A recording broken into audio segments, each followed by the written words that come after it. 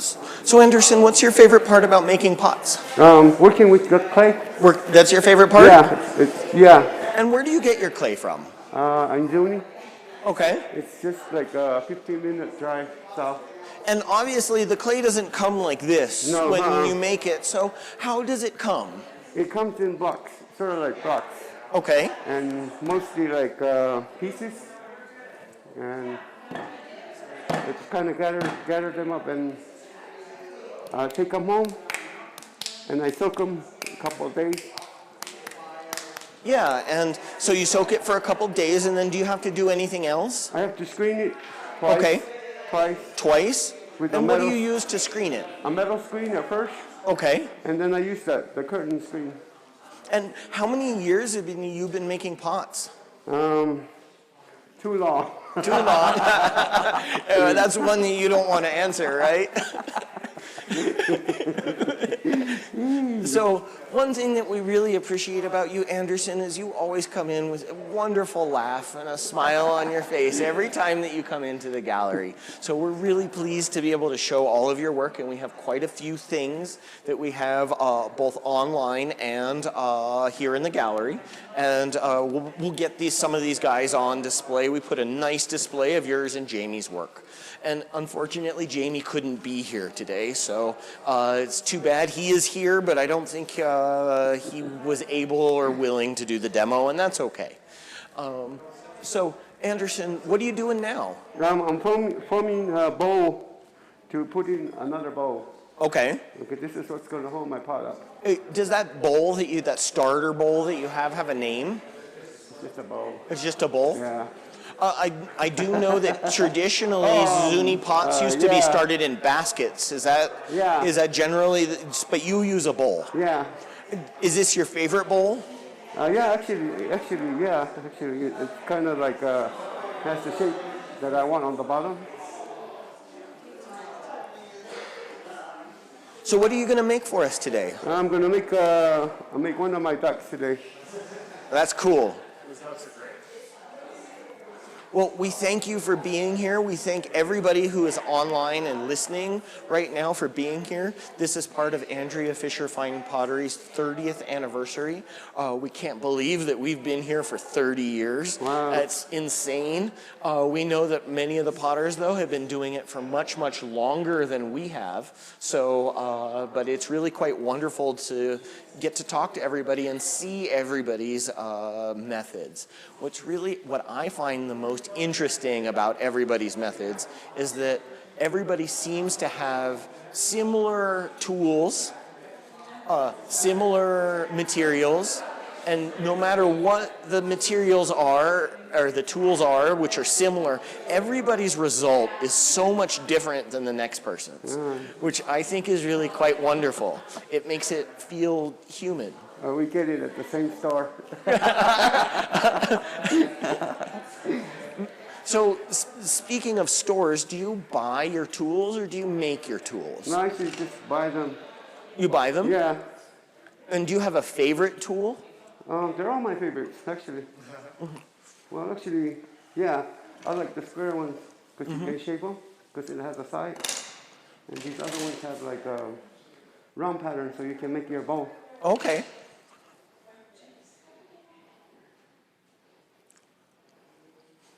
So what are you doing now? You're kind of working the inside? I'm kind of pushing it out. Okay. I kind of feel how thick it is. Okay. And how thin it should be. Okay. If it's too thin, it's not going to work. Do you guys have any questions for Anderson? Not yet. Okay. Well, enjoy. If you...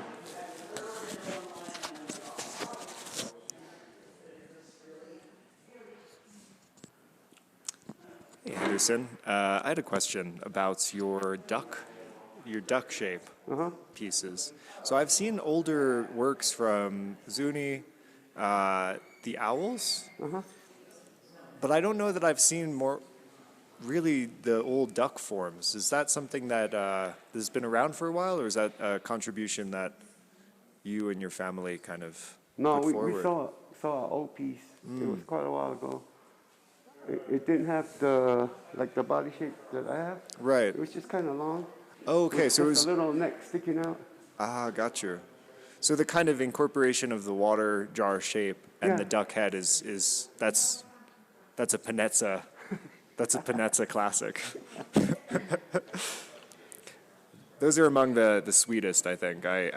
We have so many people coming from all over who, when they see those, they just get so excited and have to take one home. They've got quite a large migration pattern. Oh, yeah. They're flying all over the country. Yeah. Do you have a particularly favorite sort of shape to make, or is there one that when you were just starting really spoke to you as a young potter? Probably the older shape, like the Zuni jars you Yeah. guys have, the big one. Right. Yes. I like that shape. I don't really like those shapes.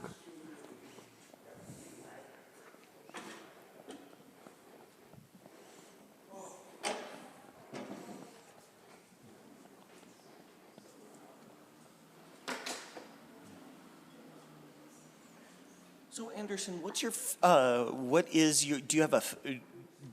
you have a like a time that your clay soaks or screens, or how do you prepare it? I soak it. When I get the clay, I put it on the rocks so it'll dry. It has to be real dry. So I let it lay there for a couple of days. And then I put them in real big buckets, and I soak them for another week or so. And I kind of go out there and mix it sometimes, just with the shovel. And do you dig your clay at Zuni? Yeah. There's Have a you lot been of people getting clay now. Yeah. I haven't seen any pottery coming out. Yeah. Wow. And how far is Zuni from here? It's a 3-hour. It's 3 hours? Yeah. Well, thank you for being here, Sure. Anderson. Yeah, and the snow and the rain, and It's that nice just snowing April over weather. here. It's not snowing. that It's way. not snowing? No. Well, the snow is pretty much melted off this Yeah, looks morning, like it. but we had about 2 inches here in town. Cool. It was a little late April blizzard, as is keeping with Still snowing. Santa Fe tradition.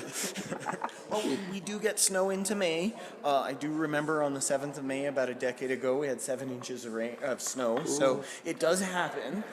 We are in the mountains. We're at 7,000 feet above sea level. So it's definitely a mountain town. And a lot of people who may not have been in here in the spring may not know that you need to make sure that you don't just bring shorts and a t-shirt.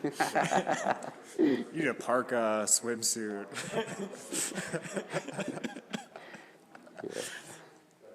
Anyway, so you're working away.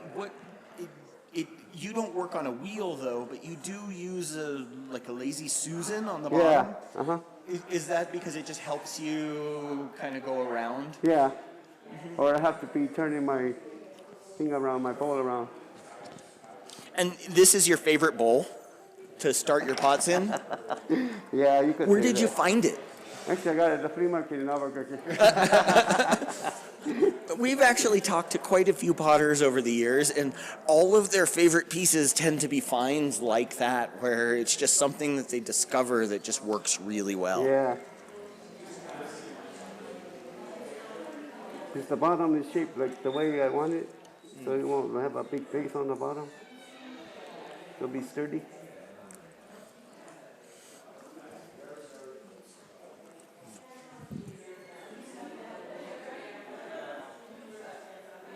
So already, Anderson, the height on the bowl is or the height on the form that you're making is getting quite a bit taller as you're thinning it out. We just saw you poke the pot. Why did you poke the pot? For air bubbles, Okay, and how could you tell there was air bubbles? because I can tell. And what happens if you don't find all the air bubbles? What do you think it's gonna happen? Something bad. It's gonna have a big piece chunk of pot sticking out or pop out. And do you fire traditionally outside, Anderson, or do Yes, you use I a do. kiln? I'm just kidding. I use a kiln. Okay. Do you know how to fire outside? Not even. Do you know anybody from Zuni who does know how to fire Yeah, outside? actually I do. That would be- Carlos knows how. Oh, Carlos knows how. Yeah. So I think we're talking about Carlos Laate Yeah. from Zuni, and he is a nice gentleman as well. Him and Roxanne did a demonstration for us as well in COVID, and it was really fun to see his really extremely traditional Zuni designs. Lots of houses. Yeah. I'm kind of stuck where the deer is. I don't know. I gotta move on to something else.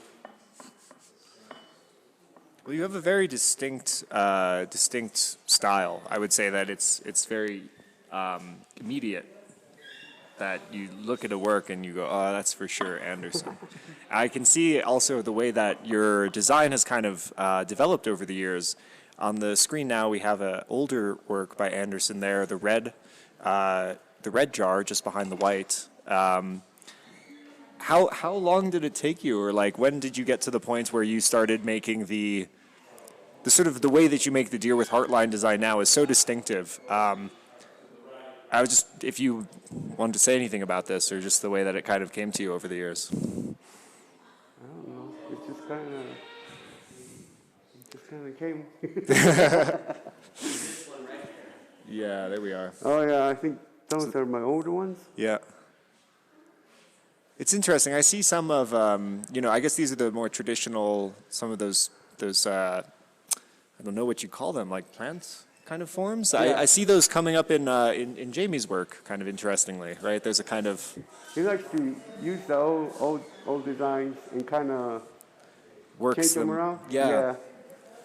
That's wonderful. I mean, I think both of you have a very, a very distinctive style and way of sort of negotiating these old designs into something quite striking, really. There we are.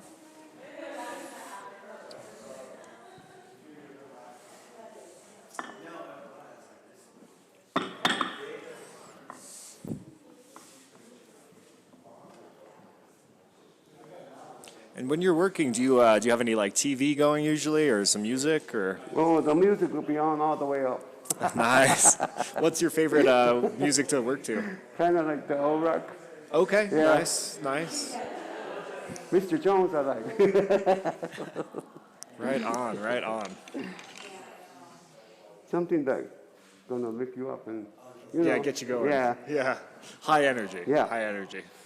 Sometimes it's real high. Whatever works. Yep. Yep. And so right now you're kind of scraping and changing the shape of, Yeah, of changing the bowl. the shape to the bottom of the bowl shape. So I'll show you in a minute.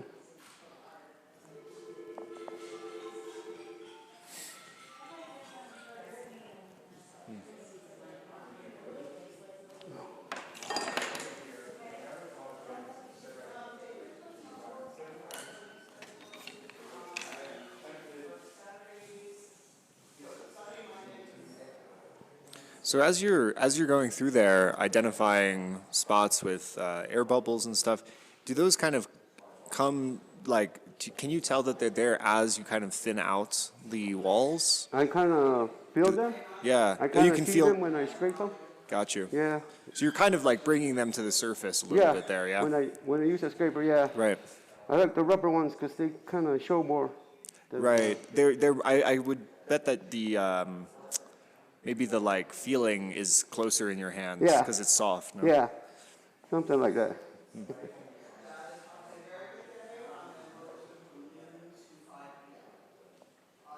So what tool do you have in your hand now? It's just a different scraper? Yeah, it's a rubber one. Okay. These are like the ones that are, the lighter they are, the kind of soft they are, and the darker they are, they're kind of harder. In your class when you were a kid, did you use rubber scrapers or did you use more traditional tools? I had a set like this. Like Okay. this, The like wooden the ones? that were given to me, kind. Yeah. And I had them for a long time, but they kind of like walked away. Yeah, I believe that Zuni class, many potters learned from Were there other potters that you know of that were in those classes? Yeah, I know Noreen Oh. and Carlos. And then I knew a lot of people, but they didn't stick to it. They kind of were real good at it, actually. And why did you end up sticking to it? I liked it. I like making. You liked making them? Yeah. Well, that's the best reason right I there. was in art class on the other side, and they had pottery class on the other side. And I wanted to be on the pottery side. Oh, nice. So when you were a kid, did you draw? Did you draw pictures much? Actually, no. Huh. I didn't really think of pottery either when I was younger. Yeah. I never And, thought I'd be an artist. Jamie is your son, correct? Uh-huh. And Jamie, how did Jamie learn? Did he do the classes in school as well, or did he learn from watching you? Probably from watching us. And my oldest son, Galen, Galen? he's a high school teacher now. He's Oh. a pottery teacher now. Oh, that's wonderful. Yeah, So you're keeping on the tradition. I guess. Okay. Let's see what it looks like now. It's shaped like a ball on the bottom, so I don't have to. I kind of feel how thick it is. If it's too thin, I have to add clay, but it's okay. So, It seems like you've had lots and lots of practice at this, Anderson. Oh yeah, lots of practice. Well, it's your full-time job, right? Yeah. So, out of every day, do you do pots every day, or do you take days off? Yeah, I work every day on clay. Sometimes I would like to just get away. And what do you do when you get away? I come here. You come here? Do you have any other hobbies or things that you like to do when you have spare time? Some potters say hiking or getting into the wilderness. I used to hike a lot, You did? but not really quite as often now. Sometimes I like to work on canvas. Oh, nice. Yeah, I did one when we had the pandemic, and I sold that one. That was really cool. Nice. The first one. Well, congratulations. Thank you. It was, how was the pandemic in Zuni Pueblo for you guys? It was weird. Yeah, I had think to- it was weird for everyone. Yeah, I went to stay home and not go anywhere. That was kind of weird. Yep. Do you know anybody who died? Oh, a lot of people, a lot of relatives. A lot of relatives? Yeah. Well, it's Zuni, you know everybody. Yeah. And how big is Zuni Pueblo? How many people live there? About? About 710. How much was that? 710. Okay, 7,000? to 10. Okay. I think so. I'm not really sure. Yeah, that's a lot of. Yeah. It's still 7,000 people, but a lot of your relatives passed away. Yeah. I'm sorry to hear that, Anderson. I don't know what else to say. What can you say? Yeah. I don't know. It was weird. Okay, after I felt it off, I would add coils now. So you started with a big lump of clay, correct? Yeah. And you just kind of worked it into a bowl shape. Yeah. I like your method for cleaning your table. Oh, yeah. Do you save all your little bits of clay? Yeah, I kind of have a dry bucket to put the scraps in, and I just reuse them again. Yeah, because it's hard, right, getting your clay. You have to dig it by hand. Oh, yeah. Do you go out and dig your own? Yeah. I take Jamie with me. Oh, so you make him do some of the work, right? I do all of it. Because it's getting hard to get under those big boulders. Yep. Jamie and I have to move them. Oh yeah. Do you bring out like one of those like digging rods? Oh, yeah. Yeah. Actually, we lost two of them over there. They're probably yeah. under the clay somewhere. I had to. When I was working on this farm for a little bit, I had to use digging rods to move a bunch of rocks and railroad ties, and it's not. If you haven't used a digging rod before, count your lucky stars. It's not exactly what you think is easy, right? It's not a part that when I was doing it, I wouldn't be like, oh, I bet the people who make these beautiful, delicate pieces are probably also out here wielding. It's a lot of hard work that goes into these. Yeah. Hours and hours and hours of just prepping. So the paints that you use when It you takes a paint whole the day pieces, just to get clay. it takes a whole, how long? A whole day. Whole day? Yeah. And how much clay are you able to get in a day? As much as I can. Is it like a truckload or a few buckets or? If it's a good day, it'll be a truckload. Oh, wow. And it'll probably last me like 3 or 4 months. Okay, and if it's not such a good day? Maybe a big bucket. And about how long would a big bucket of clay last you? It's probably like a month and a half, something like that. Okay.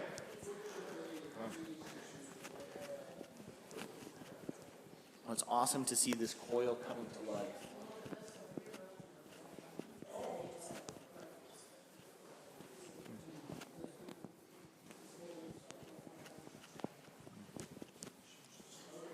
Do you make bread at home? No. I can see you making pizza. You look like you'd be You'd be good at it. twirling. Just the frozen one. Oh, a good frozen pizza, though. There's nothing like it. No, I don't do bread. Why would you ask me that? Oh, because you're working with what could be dough now in front of you. And, you know, maybe you'd be a good pastry chef. Do you do bread? I do make bread. Really? Yeah. I love making bread. Yeah, The smell right. of fresh baking bread is one of my favorite things. Oh, yeah. That sounds nice. Yep. You try to do oven bread sometimes. Yep. I'm sure it's much harder. I mean, the oven at least gives you a temperature and you get a consistent result. I would probably struggle with something in a fire. So what are you doing here? You're flattening the coil? Yeah, I flatten the coils out. I kind of get to where I want the walls to be. I just add kind of a little bit thicker, so I would scrape to stretch it out. So are you looking now to match the thickness of what you've started, or are you going to thin it out as you work I'm it? going to thin it out with the scrapers and I do this to check, see if there's any air bubbles there. Right. Like there's one right here. Here, and would you move that forward just a little bit toward, right there? Let's see, and we'll see if we can get that on camera. All right, go for it. So we have where is the air bubble? Right here. Oh yeah, you can see it, right? Yeah, exactly. It's like a little blister or something, yeah. You pop it and then you get all the air out. Yeah.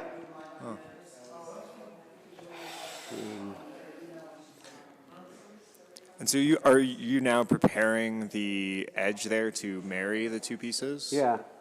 I kind of make the top even so one side won't be lopsided, you know what I mean? Like, Right.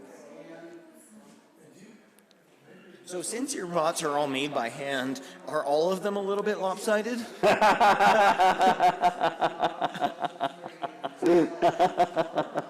that's funny. Yeah. Well, yeah, probably. That's a definite no from Anderson. Oh my So you have God. an incredibly, I mean, your work is incredibly consistent. I would say the symmetry that both you and Jamie accomplish is really, really remarkable. Okay, and so now you're squeezing on. Yeah, I squeeze a thumb length, the length of my thumb. Okay. And have you ever taught anybody how to make pots? Just Jamie Just Jamie? and Gator. Mm-hmm. Yeah. I don't think I'll be a good teacher. I don't know, I think you taught Jamie very well. Yeah, I think Jamie is doing a great job. His designs and his painting is just beautiful. And they're very different than yours, which I respect a whole lot. Because, like I said before, the part that amazes me the most is the fact that everybody effectively has the same tools, and the result is so very different between everybody.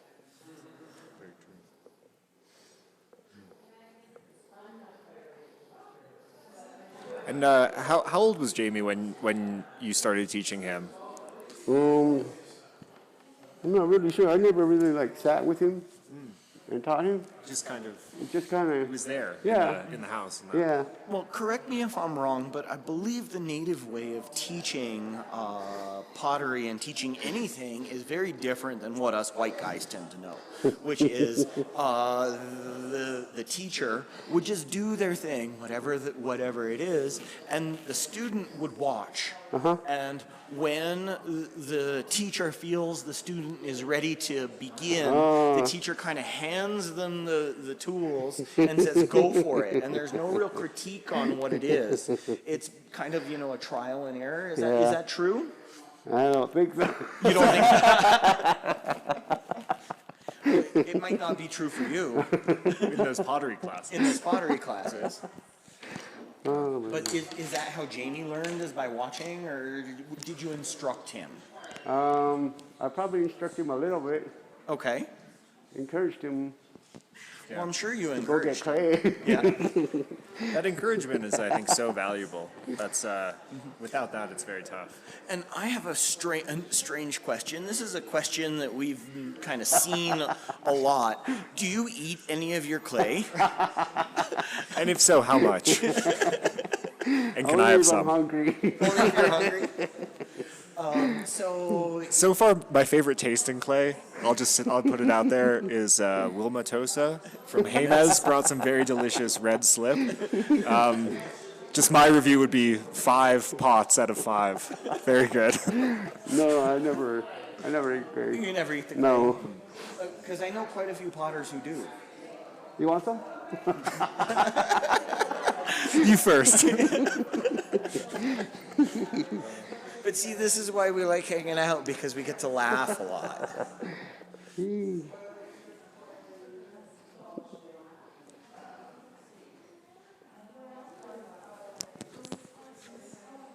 Yeah, it's really incredible to see that pot just kind of come together, and it comes together very round.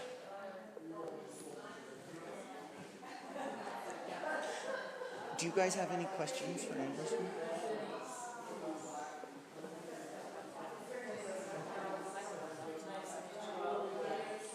Oh, we have a question from the internet, Anderson. Sure. Gail would like to know if you ever make any miniatures, or if you have, what's the smallest piece you've ever made? We do have this guy. I'll put him in view. I would say this is what, 4 or 5 inches tall, Yeah. and And do you make anything smaller than this? No, actually, I don't do the small ones. Avelia does the small ones. Oh, okay. And Avelia is Jamie's mom? Yeah. Okay. And She does makes smaller. Okay. Like 3-4 inches. 3-4 inches, Yeah. so that's about as small as you go, Yeah. right? Mm-hmm. I hope that answers your question, Gail.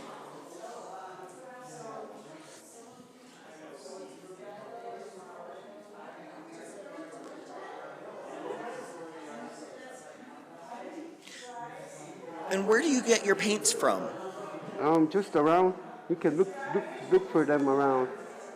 Everything's just like.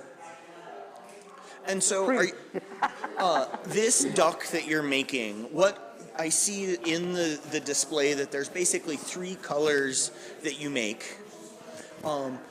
Which color are you going to make it, or do they all start out the same?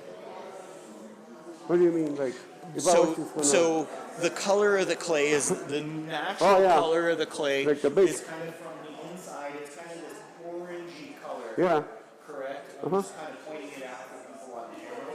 So because that is the natural color, the outside is obviously either that color or a deeper red or a white.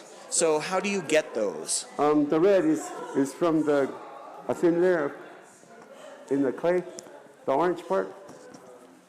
And I have another place that I get the orange from. Yep. Okay. That's the red. That's what makes it red.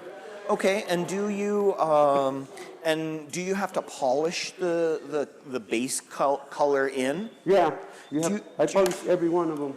Do you do it with a rag, or do you do it with I use a brush. You use a brush.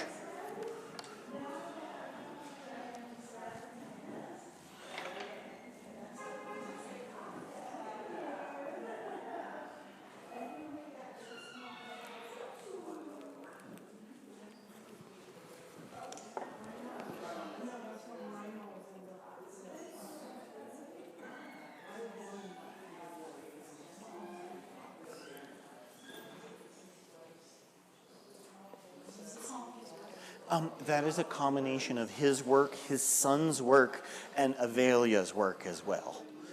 So most of it is Anderson's. He's decided today to make us a duck. So he's going to make us one of these beautiful duck forms today. And how do you decide, Anderson, on what you're going to make for the day?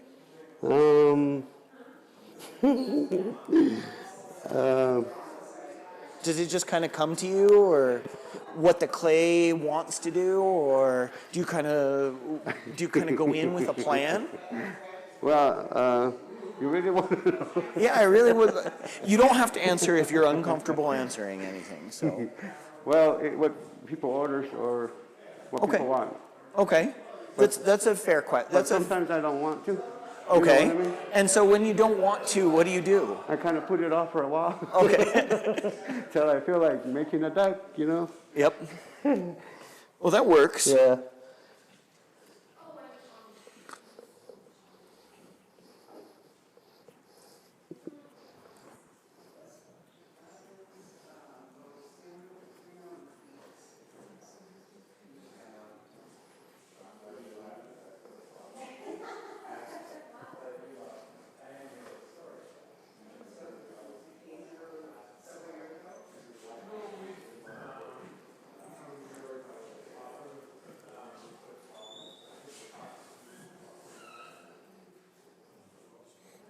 It's strange without music in here. Yeah, it's going to say that. Need some background music. Yeah. Well, we would love to be able to put it on, but the copyright issues for YouTube make it a little difficult. Okay. Then I look at it, see which side is lopsided. That's where my tail would go. You know? Smart. Okay. And now, as you're doing this, are you thinking about what color you're going to do? Because I know you do a lot of the white and black, but you also do some other colors. Is that something you decide later, once the piece is shaped? When I start to look at it, Yeah. I'll then decide when it's finished. Right. After I sand it and stuff, Yes. Okay. and then I sit there and look at it. Yeah. There What you go. color do you want? And it says something. It quacks. Yeah. And then I either make it white, beige, or red. That's the only colors. And when you sand a piece, how much do you take off? A lot. A lot? A lot, actually, yeah. And To get the little holes or whatever. and do you save the dust to Yeah. reuse Well, for the actually, clay? no, I don't save the dust. Oh, you don't save the dust. I feel like there's something in the sandpaper. Oh, okay. You know what I mean? Yeah, I that don't makes know, it's sense. just me. It might. It very well might. Yeah. And are you pretty successful with when you make a piece that it makes it all the way through the firing process? Yeah.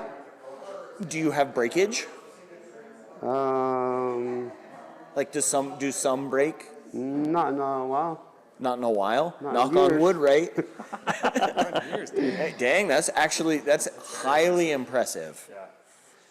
That means At that you're first, finding all those air bubbles. Yeah, at first, stuff happens, like cracks and stuff. Probably you think I was too much in a hurry.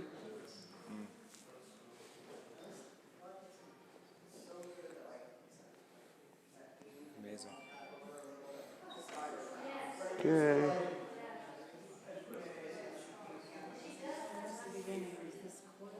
Yes. So he started with a kind of a ball of clay and kind of made it into a bowl and then stretched it out and then fit it into his favorite flea market find, which is a bowl that's on the base. And then he made one coil of clay that he then smashed out to make it fatter and then attached that one coil in, and that's where we're at.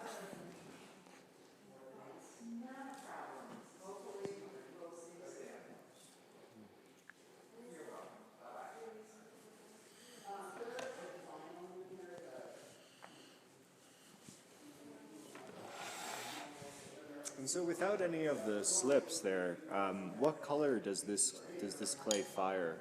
Like the beige one? It's kind of the worm, Yeah. So the beige pots that you have, are those, is that just the same, like that's not a different color? No, it's just a smoothed natural in? color. Gotcha.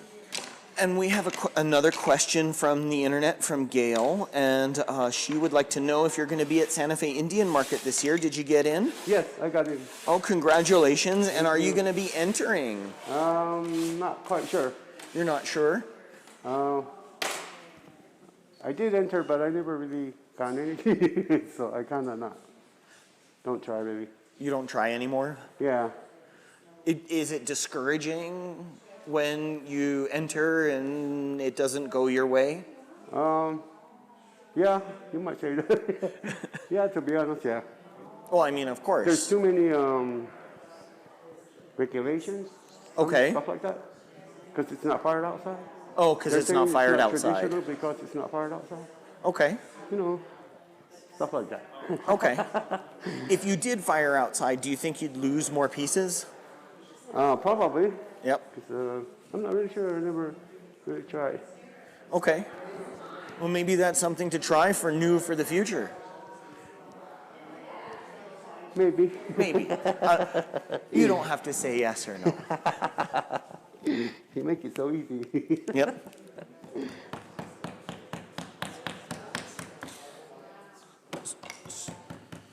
So now he's making another coil.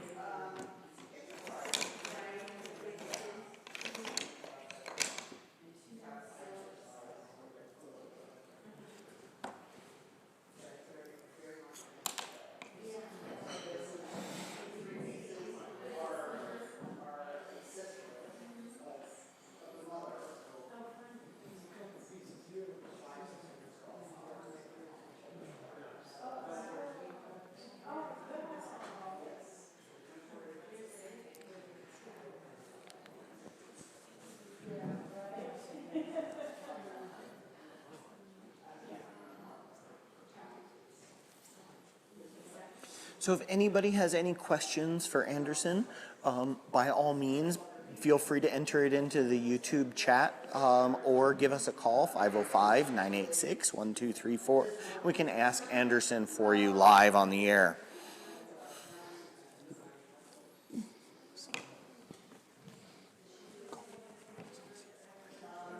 Yeah, go ahead. Hey, Anderson. I was going to go get a breakfast burrito. I wanted to see if you'd like anything. No, I'm okay. I already had lunch, so I'm fine. Okay. Sure. Yep, and if you need anything, Anderson, don't hesitate to ask during this. This is a very human thing that we have here.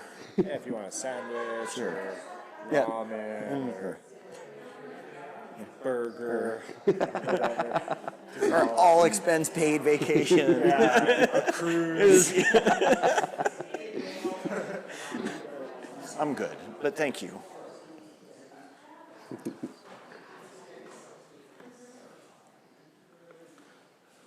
So I saw that you cut that coil down. Is that so that you could get a flatter top? Yeah. So And good. are the flat tops hard to do? I think you have to be like really patient to wait till it kind of gets really like sturdy Okay. to add more clay on there. Sometimes, a couple of times, I was doing a pot and it kind of flopped over because I was in a hurry or whatever. Too much all at once. And another comment from the internet is beautiful work. Thank you.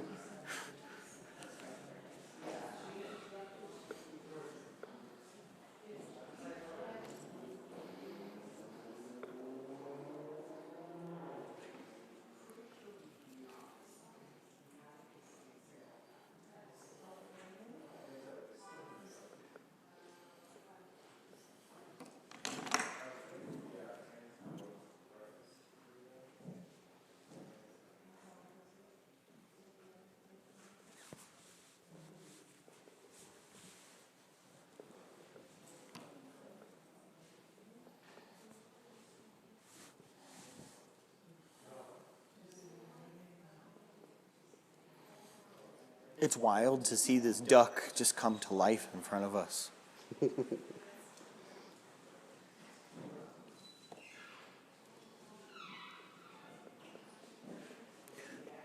So when you make your clay, do you have to temper your clay with anything? Do you add anything to it, or is it just the clay itself?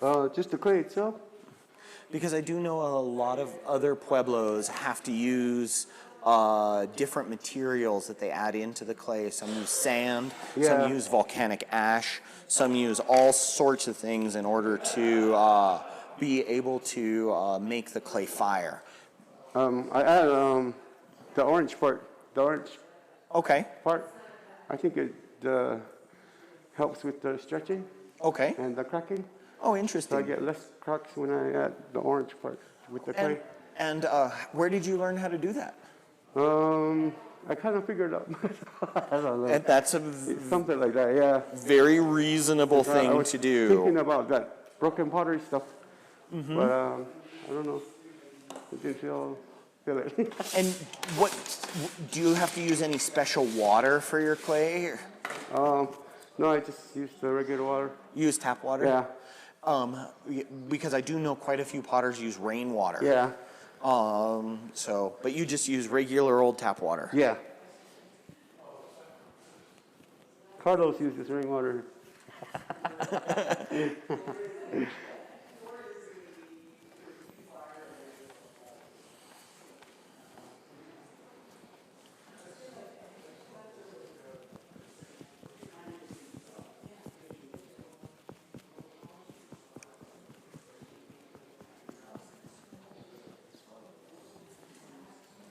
So would you say you work 7 days a week, 5 days a week, Yeah. 11 days a week? Yes, I work all week.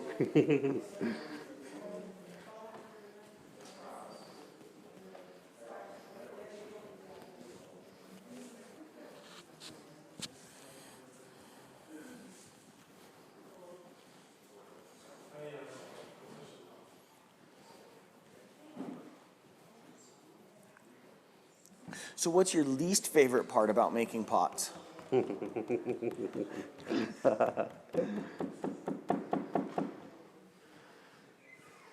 Probably waiting for them. Waiting for them? Yeah. You mean to dry? No, when after I fired them, Okay. see if they came out okay. Oh, okay. Yeah, that's definitely something to be Yeah. fearful of. Sometimes I overthink.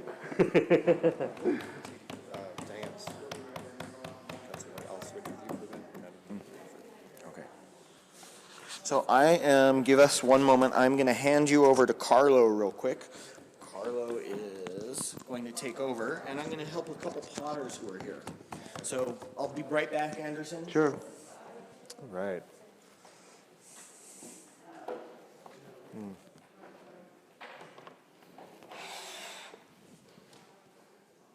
And so you're already closing in one of the sort of sides there. That's is that where the tail will go? Yeah.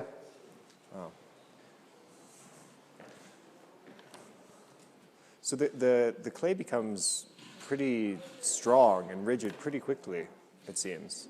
Yeah, I guess it I thought it kinda- would take longer to dry, but Well, actually, it's taking longer to dry because it's still not. it's not that strong, right? Yeah. If I add a huge coil on it, it'll probably just fall in. Right, so you have to work slowly. Yeah. I can't wet it anymore. Yeah. Well. Yeah, I already see the, yeah, that ducktail.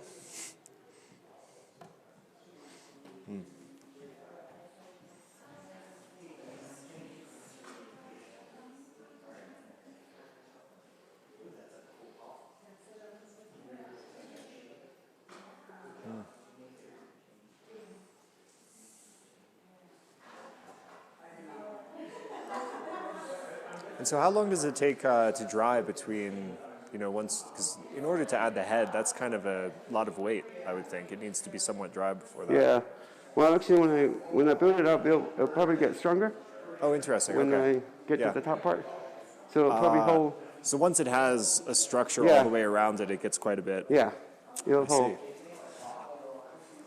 I was never very good at physics class. And you don't score it because the clay's damp enough that it'll adhere to each other?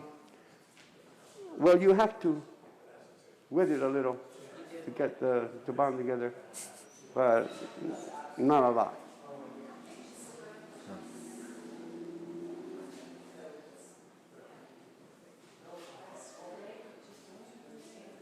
You guys want to feel the clay? I'll try.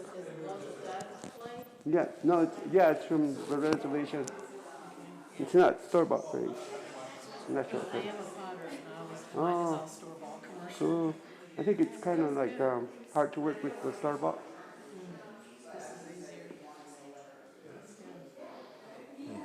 easier. It gets kind of stronger after it sits for a while. I noticed that.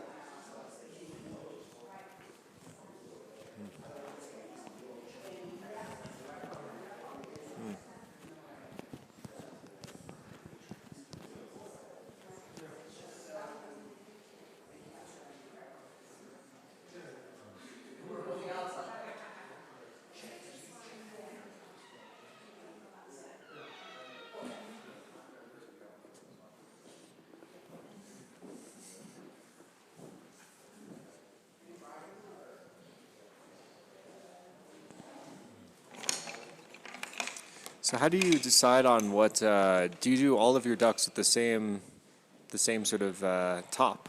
Because I notice, I think it's Avelia and Jamie that do that sort of pie. Oh, the Yeah. pie thingy? Do you guys all do different kind of tops on those, or? Yeah, like that one Yeah. and that one. Right. I never really thought of that. Yeah. So did you decide like beforehand how many little curls the duck will No, have? after I finished the body part, Got you. then I have to look at his face Yeah. to see which way he's looking for the beak. And it kind of like, it just comes to me. Yeah. That's cool.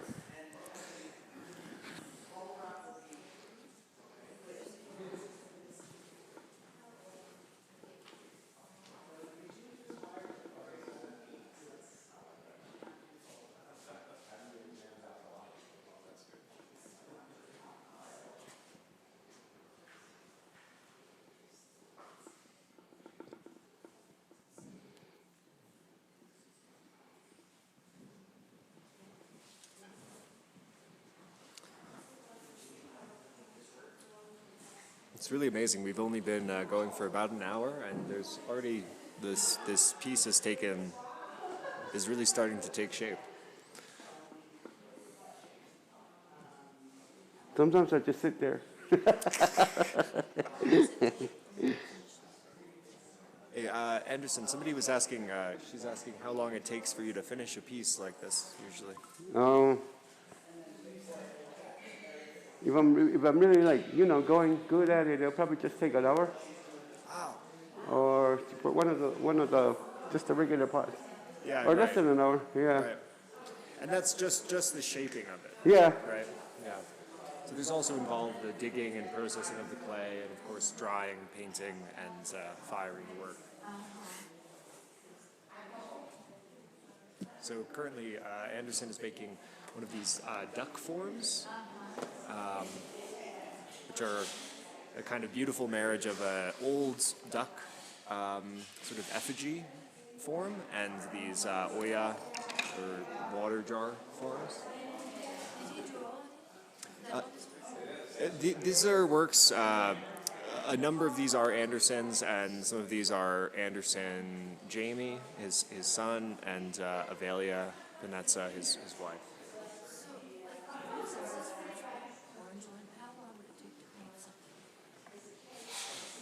Anderson, what do you think there? That this one here, this orange one, the Oh. red one. How long do you think that would take to paint? For the roughly? whole thing, Yeah, probably like 2 weeks. 2 weeks. Yeah, from start to finish. Yeah. Yeah. Oh, from start to finish. Yeah.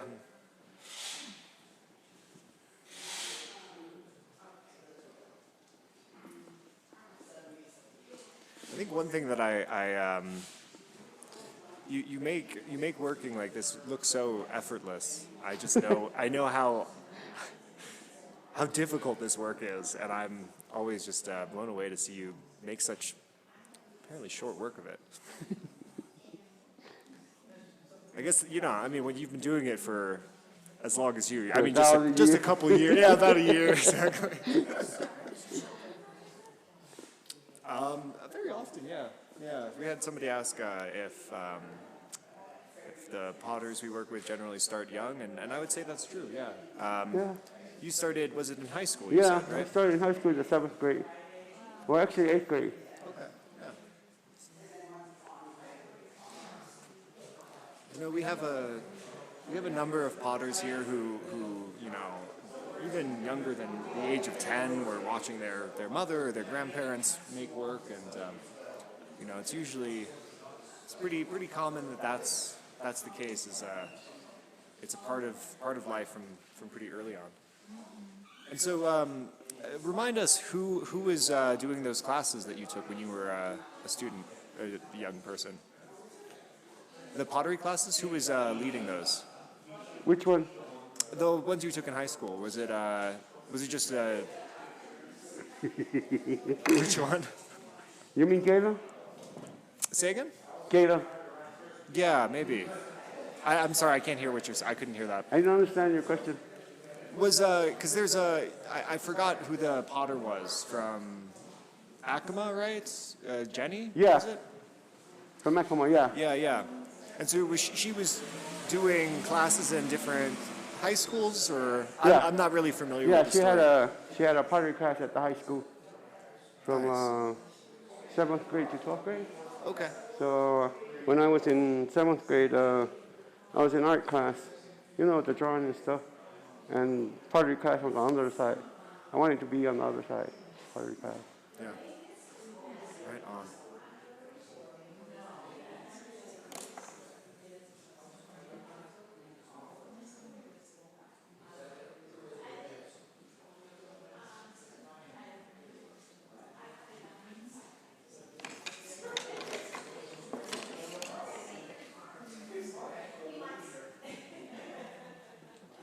Have you ever tried floating these down a river? I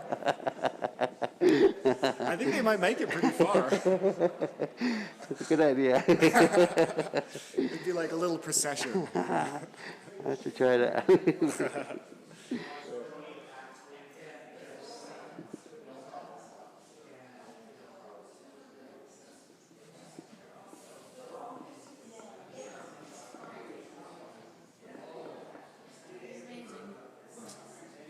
And do you have any pottery collection yourself? Do you ever keep pieces? Um, Or do you collect only other? the broken. Only if they're broken, yeah.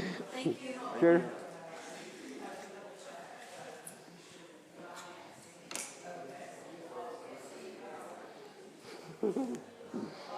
Funny.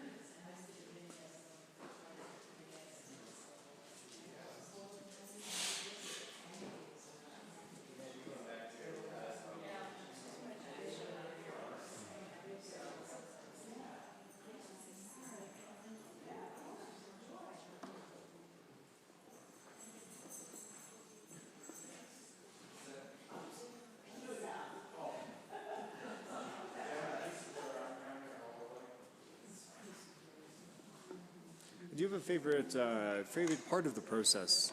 Do you like shaping the piece? Yeah, I like the The clay most? part. Yeah. Yeah. Not so much the painting and stuff. Interesting. Yeah. Yeah. No, it's a lot of the potters we've spoken with who do both painting. Yeah. I mean, who aren't specifically the potters who are kind of applying pigments rather than using a technique like sgraffito or incising, it usually tends to break into one or two. They either like making the vessel or painting more. I feel like there's a kind of interesting binary there at times.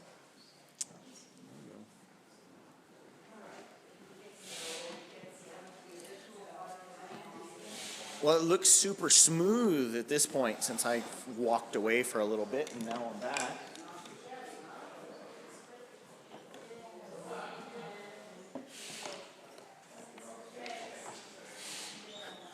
So how's it going, Anderson? It's going. What did I miss? You didn't miss much.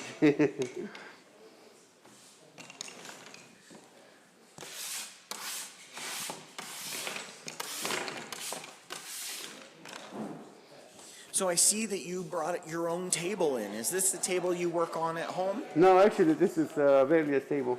Okay. Mine's a little bit bigger Okay. and more room. I like more room.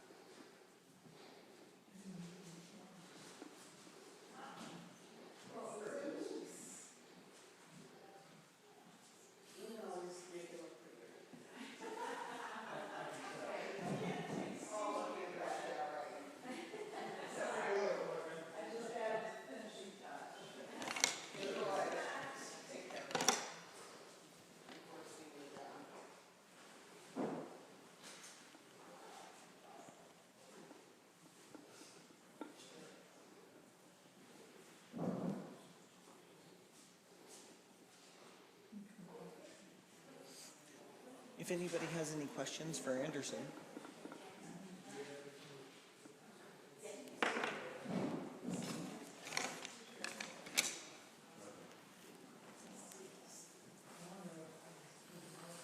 It's pretty amazing to see it come together. This isn't his first time making a pot.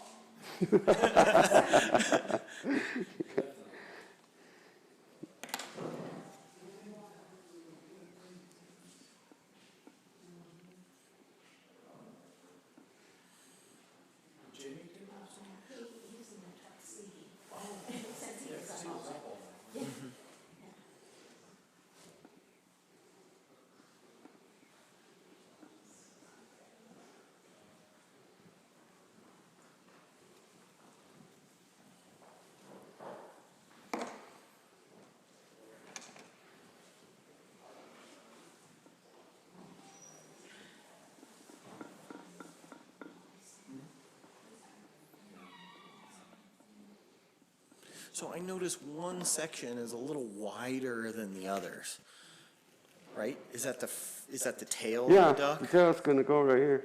Or which side? Yeah. Yeah, that's where the tail's gonna go. I'm trying to make it even on the top, so it don't come lopsided on one side. But it's kind of still wet. I kind of have to wait a little bit to add another coil on there. Yep. Otherwise, it's gonna just probably fall in. So do you work on one pot all the way through, or do you have many pots that you're working on? Two, actually. Two generally? Yeah, So one's drying while you're making the next, Yeah. and vice versa? yeah. Do you ever do more than two? Oh, yeah. like before a show and stuff, yeah. I would be taking them back and forth outside and inside, you know, to dry them up a little bit and that gloves and stuff. Do you have any tricks for drying them? I just set them outside. Oh, you just set them outside? just like But in the maybe- shade, right? Never in the sun? Well, in the sun to make it more Interesting. deeper. Or like, I should take this outside. Well, it's kind of almost raining off of the roof right now from the Yeah. snow out there. Yeah, I think it'll be okay, but at another call, I'm not really sure, but I think it'll hold. You can wait if you need to. I don't want to see the pot collapse. No, I'm okay. I think it'll be okay.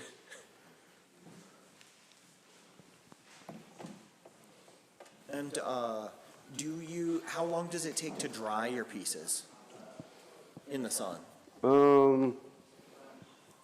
I don't really put them in the sun Okay. because they kind of get lopsided. One side would One dry side dries more yeah. than the other. Yeah, where the top part would be uneven. Usually I let it dry a little bit on the top part. Okay. So when it's dry, it's okay to put outside so it won't get lopsided. Okay. I do know some potters do all sorts of tricks to get their pots to dry somewhat Oh, yeah. evenly, like kitchen cupboards.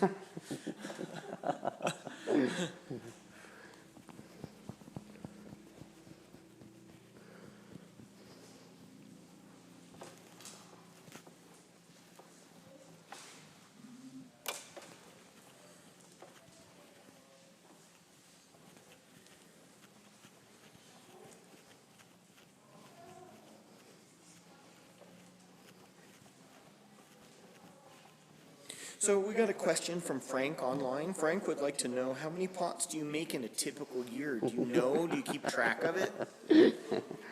Is that Frank good? Commissar, the last name is Commissar. No, actually, I actually don't know. Yep. You just kind of make. just kind of make. Well, that's actually a question that we get all the time. You know, how long does a piece of pottery take to make? And we've never actually successfully had a potter answer that question. Really? The reason is because you're artists and you make pots. You don't have a time clock. You know, you're not keeping track of exactly how much you spend here and there. And you put things down for a while and you kind of do your own thing for a little bit. Yeah, I kind of have to like get away sometimes, you know. Mm-hmm. And what do you do to get away?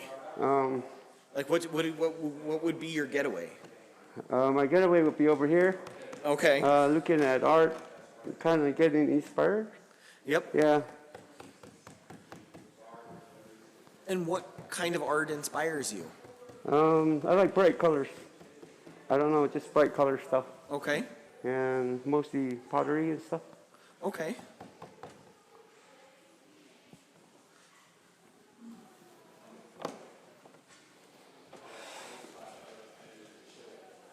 And so you add a little bit of water to the edge Yeah. so that it sticks? Yeah, so it sticks with the clay. Otherwise, the dry part would kind of show.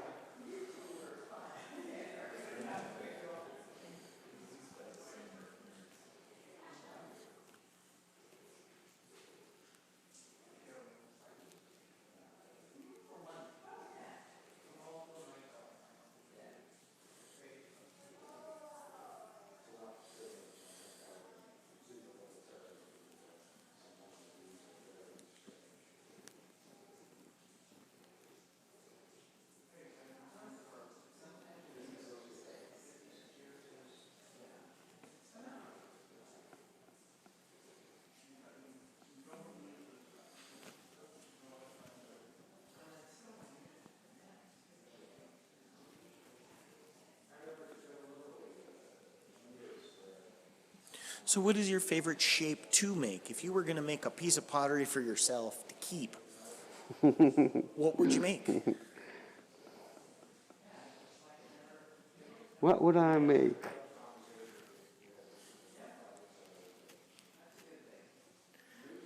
Did I stump you? Yeah. I don't know if I could keep any of my pots. Okay, and why not? because Or how I don't about make them for me. yeah, well, of course. Or how about this? If you had a piece that you were going to make and give to your son Jamie, which piece would you make to give to him?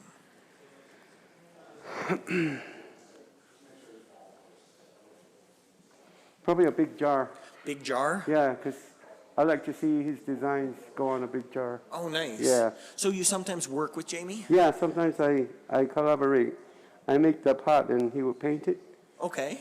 So sometimes I would look at the pot and it will say Jamie on there.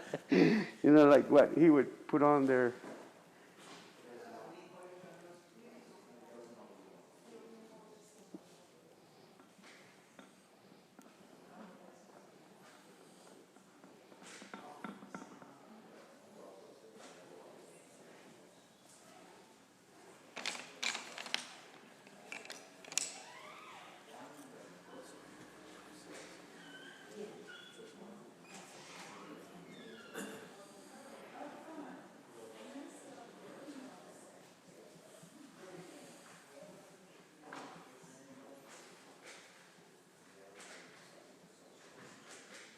It seems like you've done this before. Yeah, it's just my first try. It's your first try. So when did you start making the ducks? Not really too long ago. I don't think so. It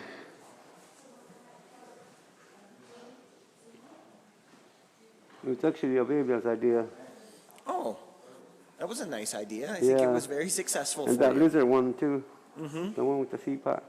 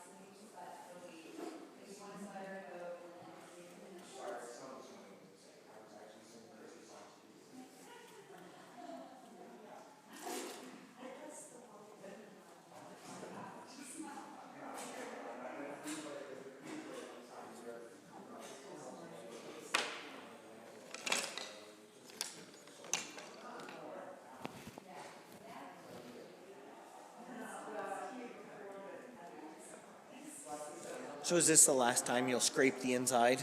Yeah.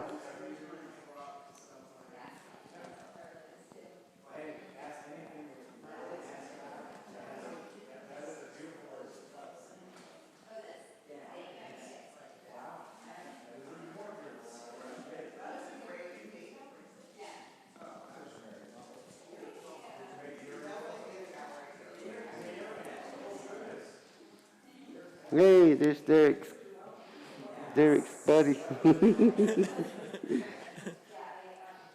He wants to hang out with you. Yep.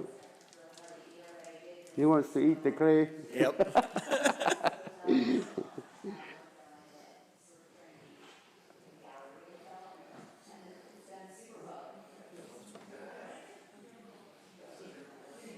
So, Zuni Pueblo itself is 3 hours from here. Yeah.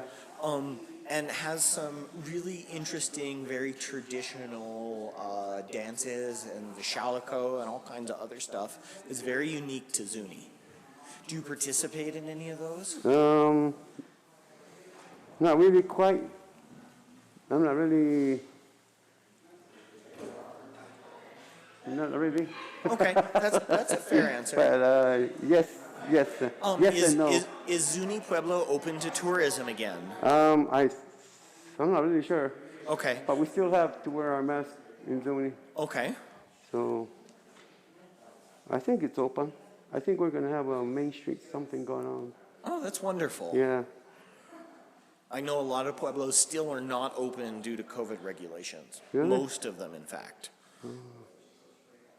I do know Acoma is open again. I do know that Taos is open again. And I do know that San Ildefonso is open again. Oh, But Taos is besides a that, pueblo? yeah, Taos Pueblo. Oh, yeah. I thought Taos was a city. It's both. So Taos and Acoma actually argue back and forth with each other to figure out who is the older one. They each claim that they're the oldest one. So one of them's probably right.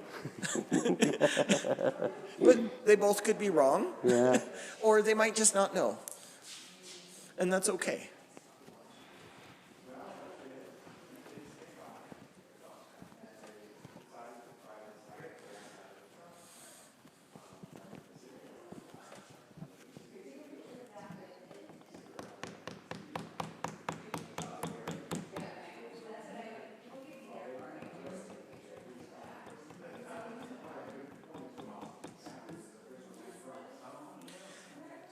And you do make owls as well, right? Yeah.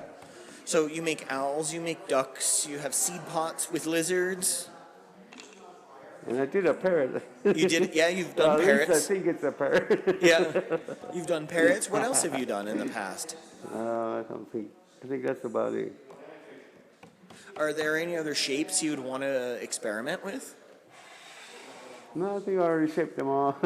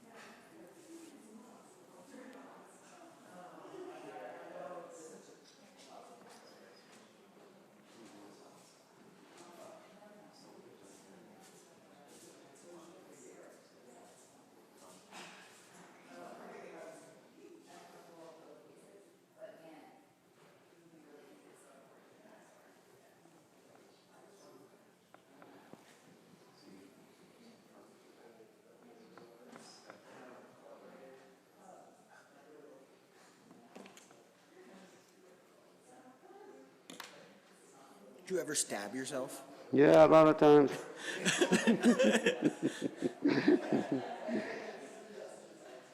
Almost poke my eye one time. Really? Yeah. I was doing that curly part thingy with Okay. that close. You know, almost crazy. So for those of you watching at home, pottery can be a very dangerous thing. It could kill you.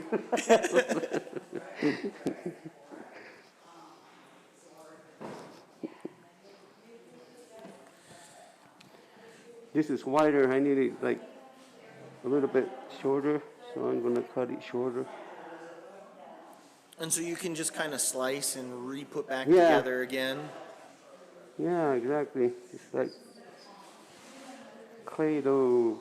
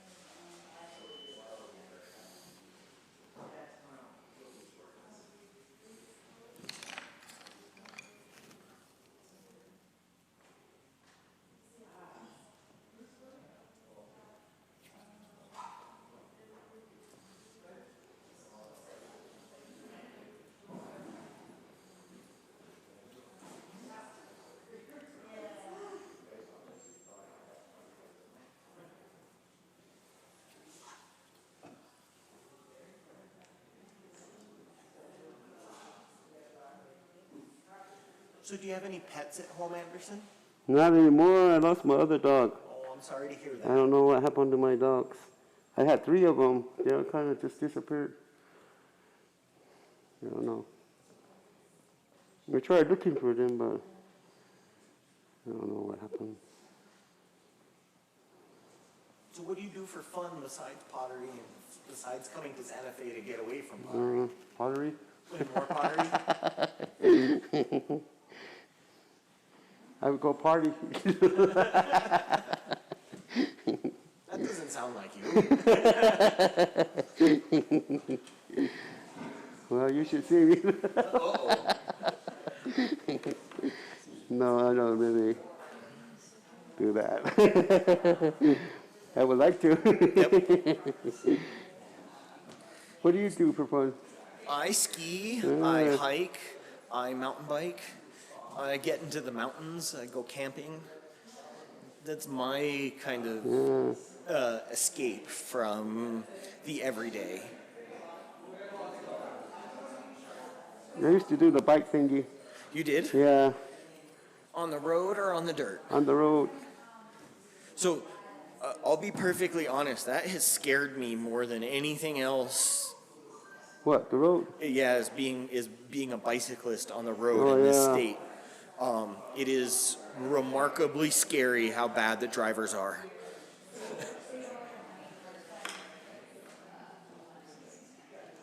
But I do like the idea of being able to get somewhere on your own power. Yeah, I know what you mean. Like you did it. It's a lot of work. Yeah. Okay, I'm gonna wait a little bit. Yep, so that it firms up a Kind of little like bit. still not hard enough to hold the head up. So yeah, he's working on building it up. Do you have any questions for him?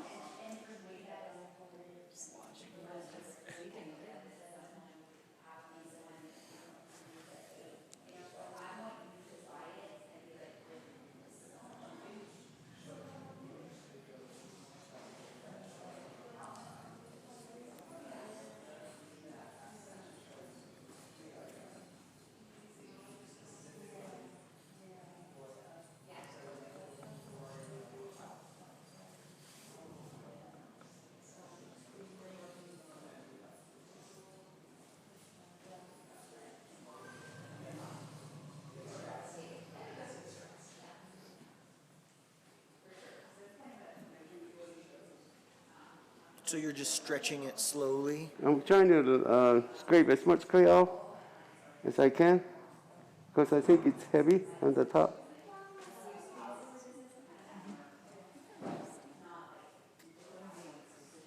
But if I keep bothering, it's going to get more wobbly, you know? Well, and you're going to sand some off too, right? Yeah. When it's all said and done. Yeah, Will you do us a favor and make sure to bring us this piece when it's done? sure.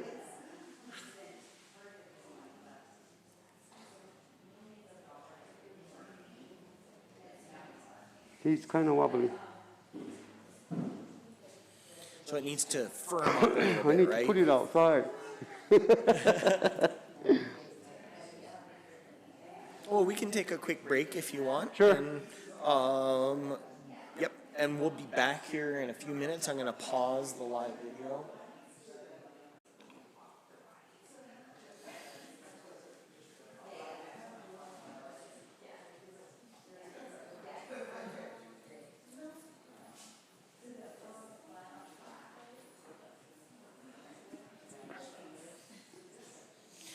So we're back for just a few moments. Anderson's still working on thinning this piece out, but what he said when we were away is that he's going to probably run outside for a few minutes and hang out in the sun so that it can firm up just a little bit so that he can continue on.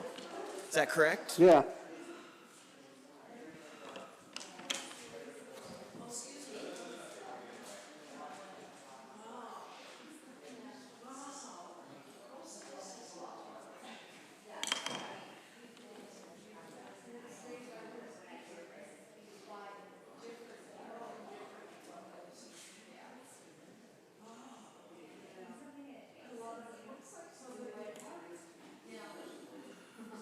Okay? All right, hold on just one second and just change it. All right, everybody, we're going Ooh. to take a quick break. Hold on, Anderson. Oh yeah, I forgot about that.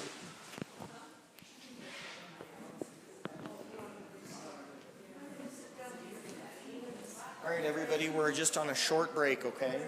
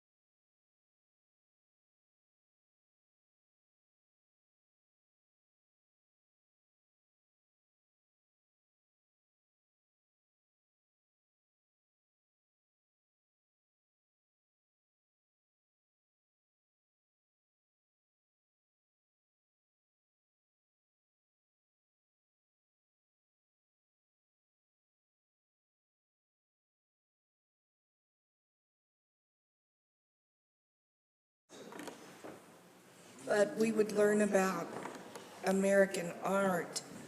And so one of the things we learned about was Pueblo pottery. Oh, And, there it goes. I think it's kind of still like a little bit small. Make it a little bit bigger.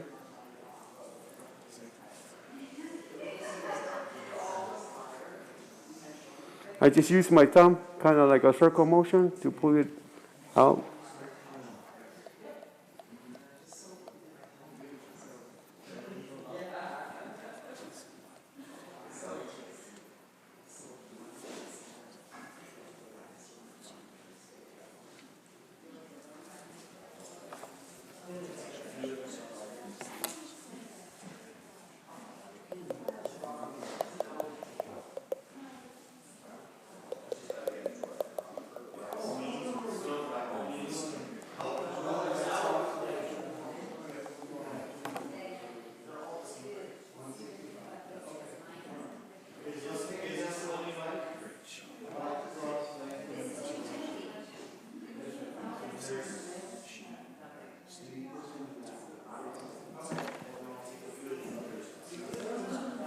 Wow. So are you scoring them now together? Yeah. I kind of have to with this paper. Right, Otherwise, it would just probably right. pop off. Now, once you've opened, because you have to have an opening at the top, do you go back in through that top and then smooth it? Do the opening the last. I see. So the air is kind of trapped in. So I would add my pieces so it won't kind of cave in. Right, okay. Amazing. And I have to add a lot of clay right here to, Make it strong. yeah. Are there any young potters who are learning from you? No, I don't teach. I don't think I would be a good teacher. I don't know why I say that, but Well, the person you've learned from, she wasn't a teacher really, right? Yeah. Was she someone that you knew well or a family member? she was just a Zuni, an Akuma lady, married to a Zuni man, and she taught pottery at the high school. Oh my goodness, that's where you learned. Yeah, that's what I learned from an Akuma lady, not from Zuni. Well, it's not entirely true that you don't have any students. Your son. Well, yeah, but He's quite a wonderful. Wonderful yeah, painter. the duck right here with the white one, he painted that one. Yeah. Painted that? Yeah, he painted that one. Oh, he's very skilled. And this one too, he painted this one. Oh, wow.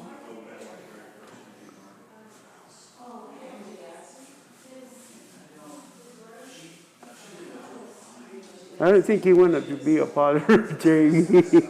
You think he's more of a painter than a potter? Yeah. I think he gets frustrated easily, Jamie. Well, they're different skills. Yeah.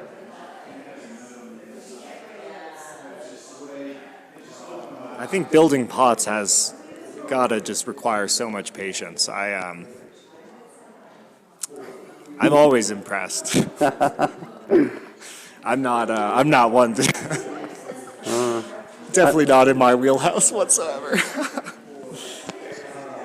But it must be a pretty calm thing to do, a calming.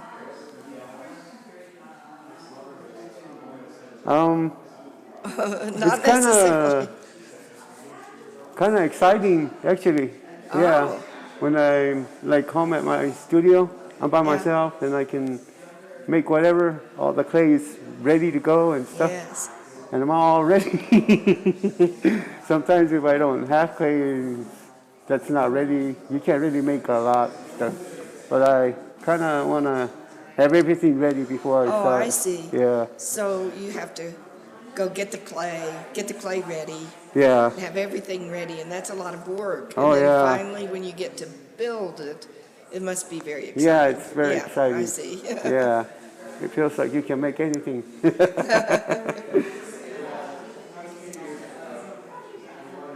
I enjoy making the big pots. I like making the big pots. I wish I could do bigger, like the ones there. Oh my! One day. Yeah. And do you fire them outside or in a kiln? I have a kiln. Well, actually, my wife has a kiln. I just kind of use it. So Sometimes does I'm she not make out pottery there. also? Yeah, she's also a potter. Yeah. She makes there's no small ones? The small ducks. There's a small duck right there.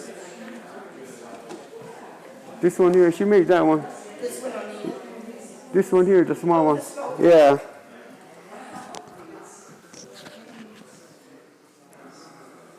Did she paint it or did your son? My son did.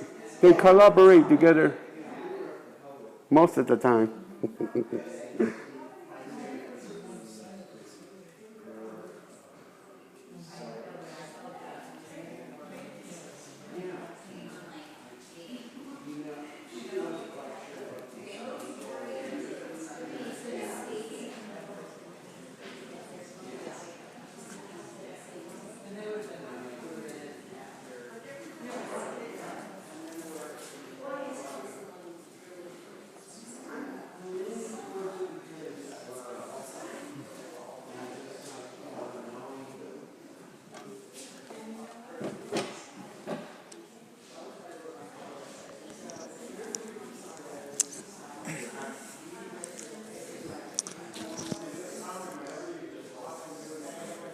So what's the largest piece you've ever made there? What's that? What's the largest piece you ever made? Probably the one behind you. No, I haven't really made a huge one yet. Really? Yeah. But I really would like to try a huge pot and put some kind of design like that one on the bottom, like the medallion. Yeah. Yeah, I like that one. That's a really cool pot. That's a beautiful piece. Yeah. Oh yeah. It's great, no?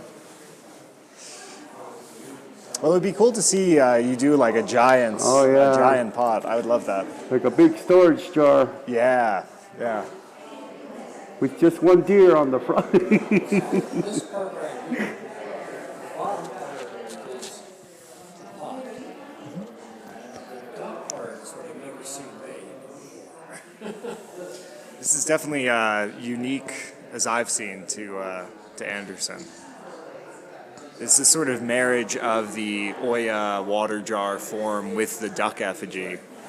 It's so intriguing.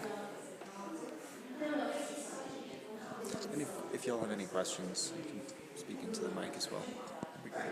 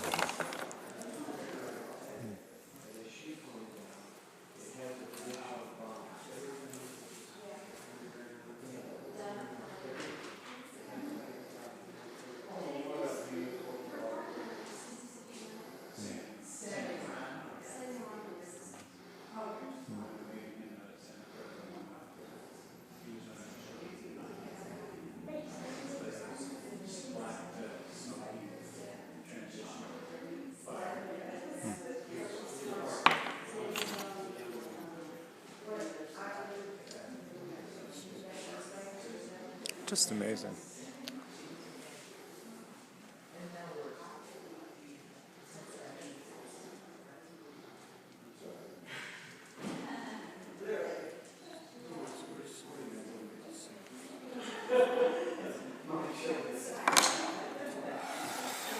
Okay.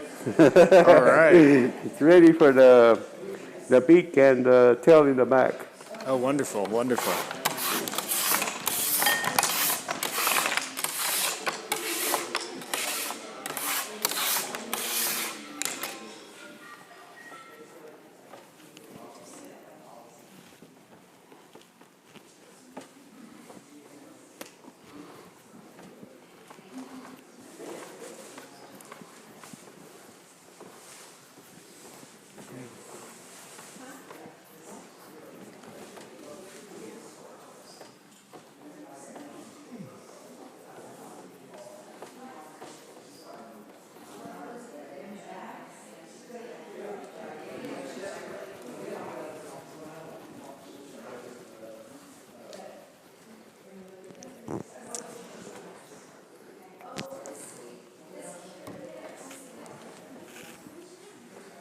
And the way that you shape the tail, this kind of pointy duck tail, is this how it was on this old piece that you saw?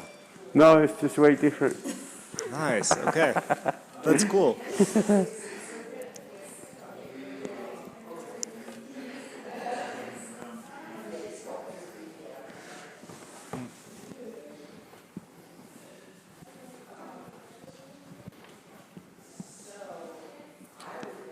So it kind of looks like the tail and the beak and the top feathers are all kind of the same thickness, roughly. Yeah. Is this one coil you're making right now gonna be both? It's gonna be the beak, the tail, and the thing on top. Okay, Like wow. the crown, but except Yeah. for that comes last. Right. I have to like After the, after the beak and yeah. tail. Yeah.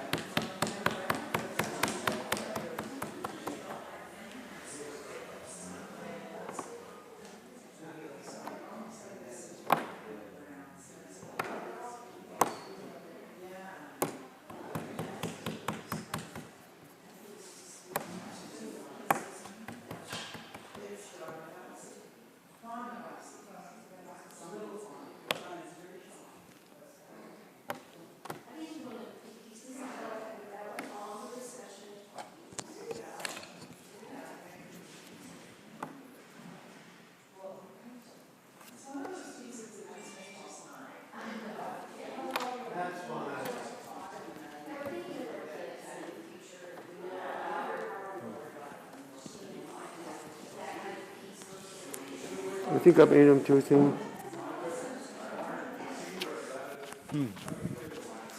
So are you reworking it because there were some air bubbles in there? Or? No, I didn't feel comfortable. I kind of wanted a little bit thicker. Ah, I see.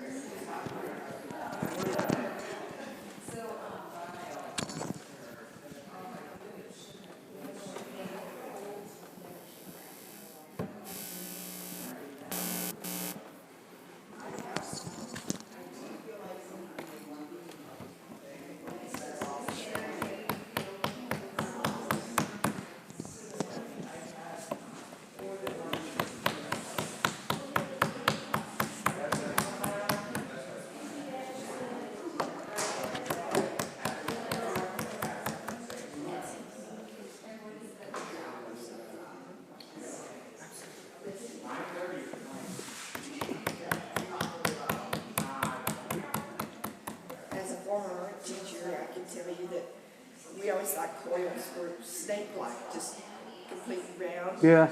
I never knew you use those big flat Oh. pieces. I know I was taught the coil way, but when I was sitting there at my classroom, I was thinking, wouldn't it be just easier to just plan them? That's smart.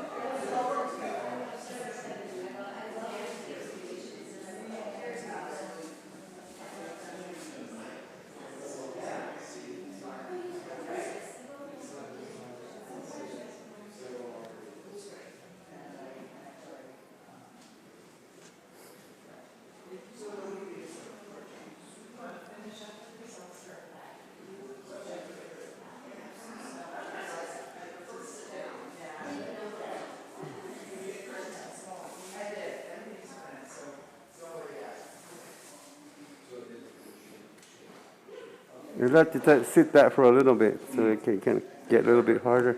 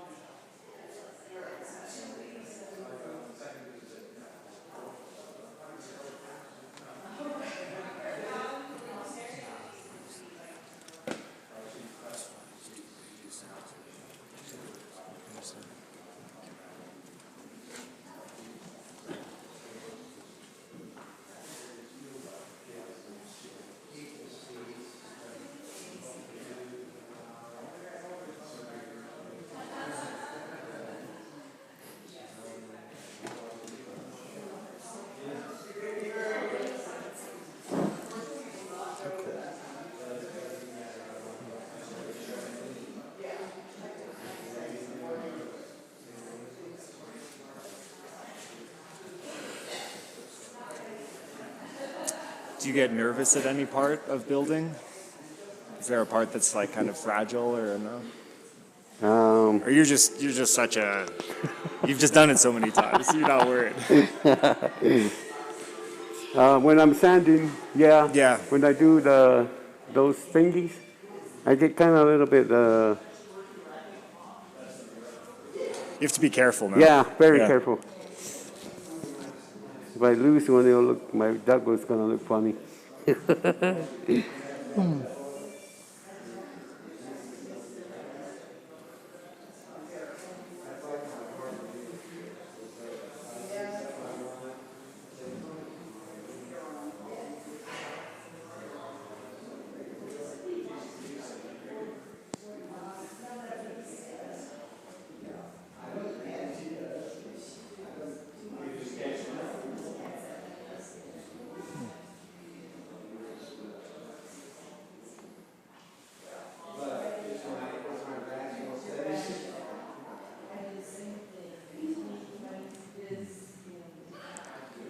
How long had you been potting when you first made one of these duck figures like this? For a long time. Yeah, so they're a pretty new development for you. Probably in the middle. Okay. Yeah. So what would that be? What year, maybe roughly? Like 2010, 2005? I don't know, probably like. What are you, 30? Yeah, right. I'm 35. Oh, okay, yeah. You don't look a day over 30. I'm just kidding. No, I'm a lot older than that. Nah. Oh my God. Thank you anyway. You're welcome. You're welcome. Yeah. I think the ducks are something that I notice a lot of people coming into the gallery really respond to. I mean, they have such a lively form, and I think people who maybe get, I don't want to assume I know what people are feeling or thinking, but I think that there's, some people have told me that a lot of the pottery is kind of intimidating to them, but these ducks, people like really warm up to them really quickly. Oh. Like they're like very welcoming. They're very welcoming, which is lovely, and in keeping with your character, as I know you. You're also, yeah, very sweet man.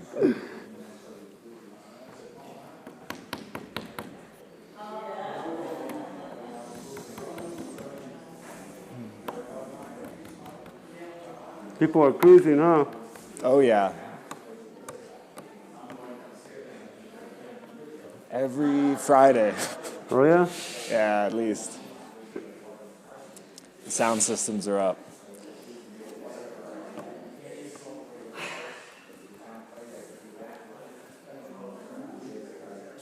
So you were mentioning earlier you were thinking of adding a new bird into your rotation. What was that again? What was that again? You were talking about making a new kind of bird vessel. Oh, the peacock. Yeah. Yeah. I don't know. Have you done some experiments yet at home? I did a little bit of, I made a duck.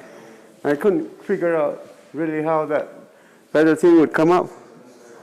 Maybe my tail thingies would be longer. Okay, yeah. You know what I mean? Yeah. And kind of like maybe put some painting. It would be like put a little bit of dots, round circles in the back of the tail. Right. Or something like that. But I have an idea. I just need to. I need a lot of clay. So do you have to go? Are you running low at this point? Yeah, actually, I have a. I'm running real low. I need to go get some more. How many times a year do you go out and mine? Oh, I haven't gone there in I think 3 years or 2, something like that. Wow. But it's a lot of digging and stuff. Yeah. Okay, I'm gonna put my tail on now. Right.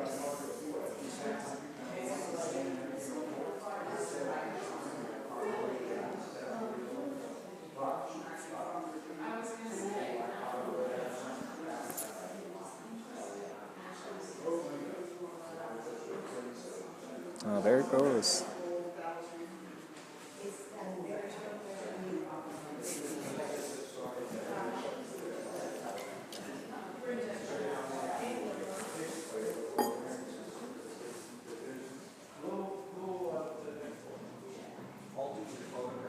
Wow. That's just amazing, Anderson. Right.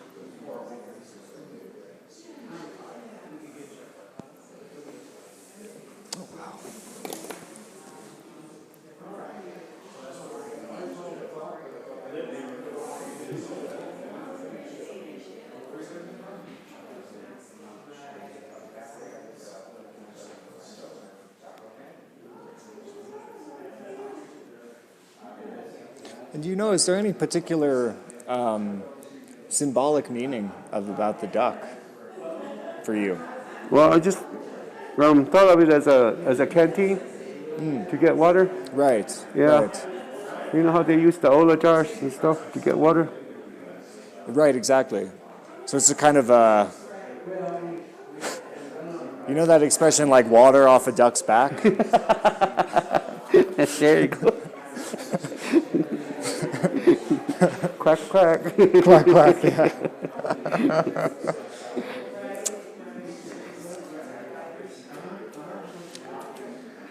Do they have any ducks down there at Zuni? Yeah, we have Yeah. we actually have a lake now Oh, really? at where I live at Black Rock. Yeah, yeah. It used to be dry, Yeah. but now we actually have a So you got ducks coming, visiting. yeah. It's really cool. That's I like awesome. It. That's I awesome. like looking and drive by it. Yeah. Oh, that's wonderful. It's been years. Oh, yeah. I don't know where it's coming from. Well, yeah, no complaints. Yeah. I live actually live by the lake. Or gonna live by the lake. Oh, that's nice. It changes everything, no? Yeah. Did you guys get a lot of rain last summer, too? Oh yeah, we Yeah, it was got wet. snow too. A lot of snow this year. Yeah, yeah.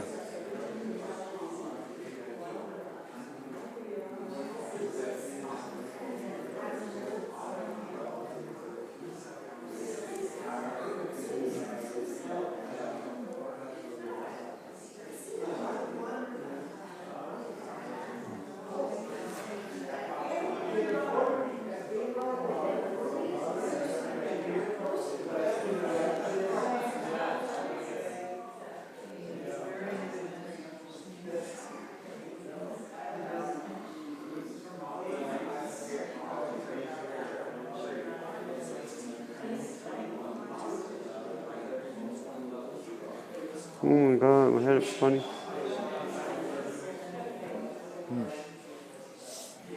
Wow. I feel like the beak gives it so much personality. Yeah, it does. I did try with the open mouth one time, like two of them were like open. Yeah. Oh, that's cute. I like that. Quacking duck. Do you think you'll do a quacking duck with this one or no? I'm not really sure. We'll see what it has to say. Yeah. You gotta listen carefully.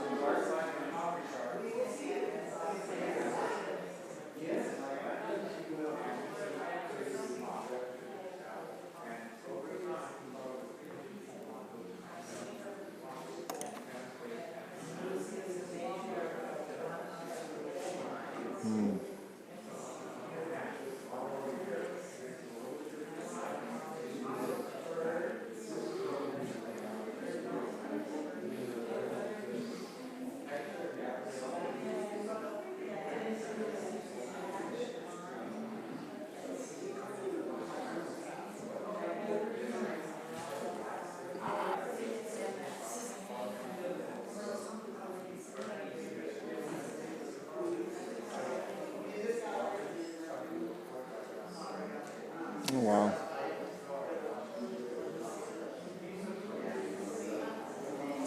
That's wonderful.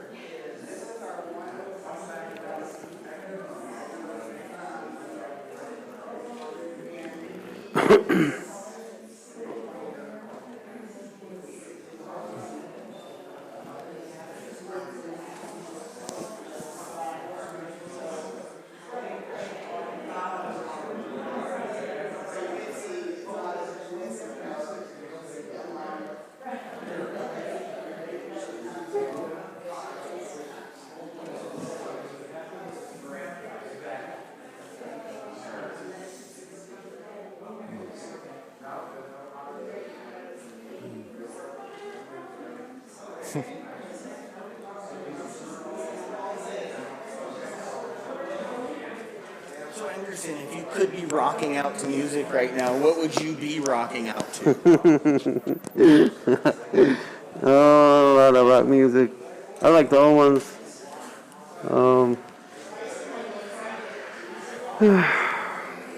You like Zeppelin, like AC/DC, Black Sabbath? All off the ball. Yeah, my music will be up more. I think I'm getting the hearing thingy.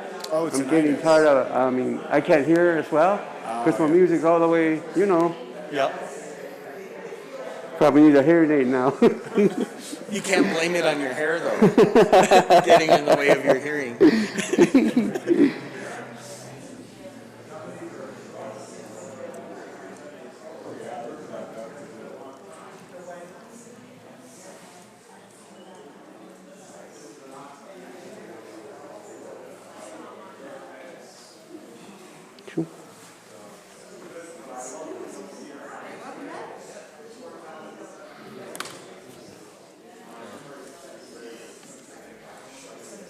Wow, it's really taking shape.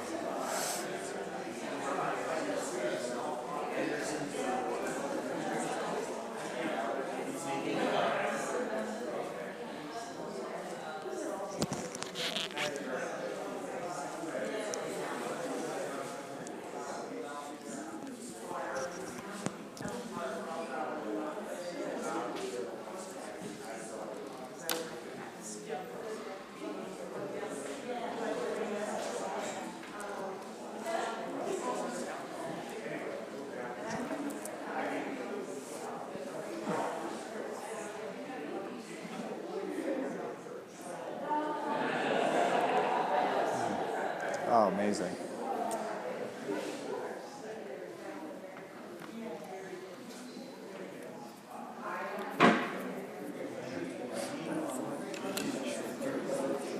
Oh. Let me take a look.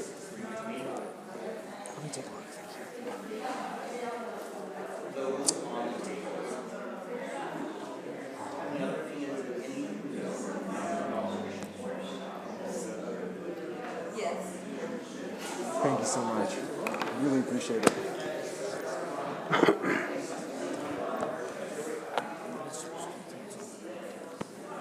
Thank you so much.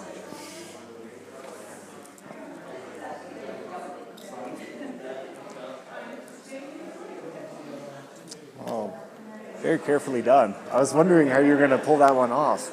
Have you ever dropped it inside? No. No. I thought I was one time I almost dropped my scraper in there, like the rubber ones. Right. I was thinking I was going to get it, but Oh no. Wow.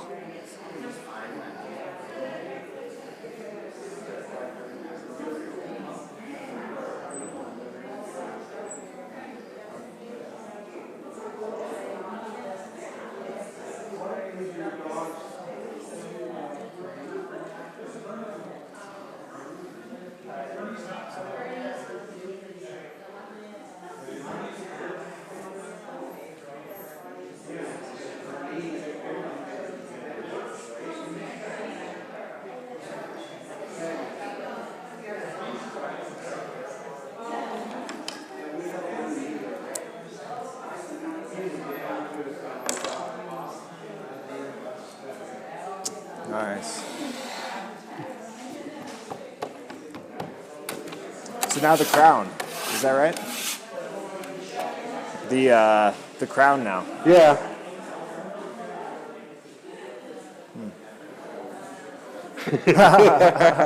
Oh my God. Wow.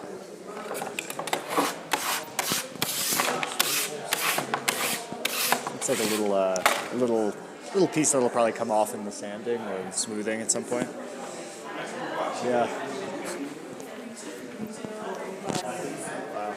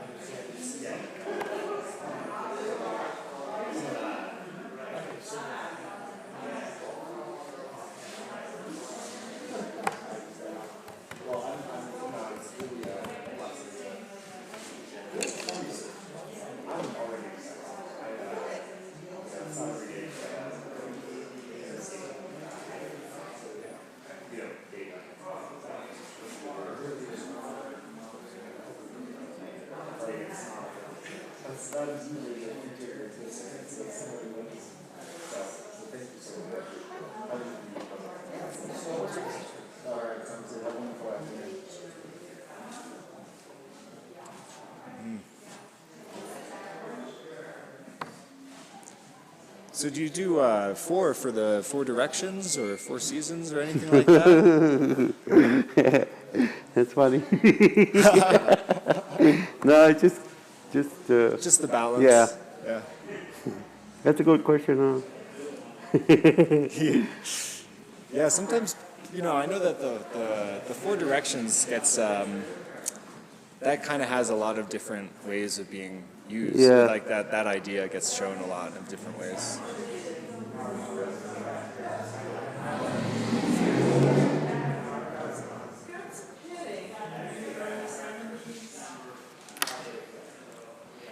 I always thought of questions like that because I was taught by a Akama lady. Right, She didn't really right. like the Zuni. Yeah, totally different. Yeah. Right, right.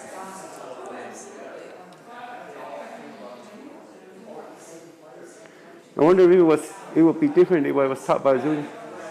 Maybe, Probably. probably, yeah.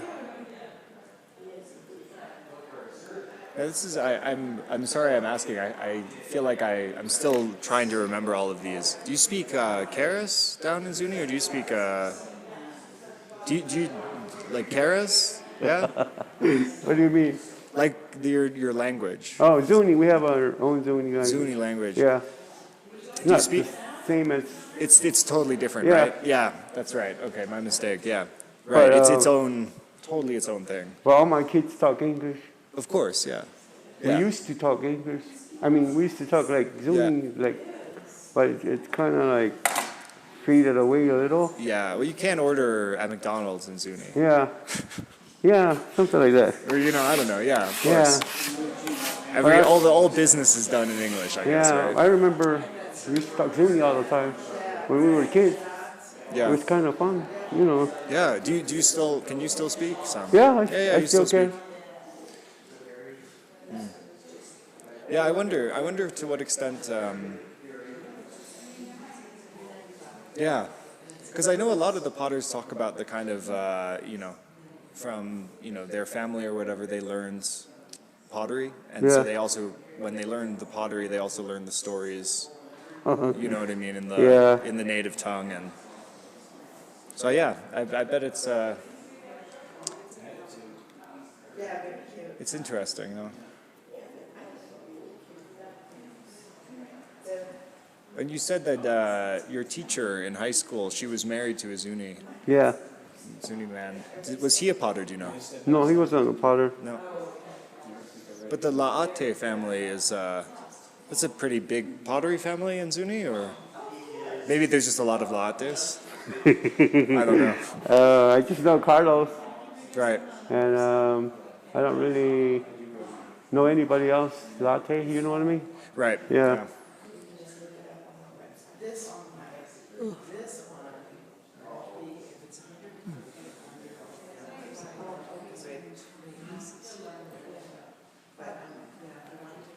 It's just amazing watching you work.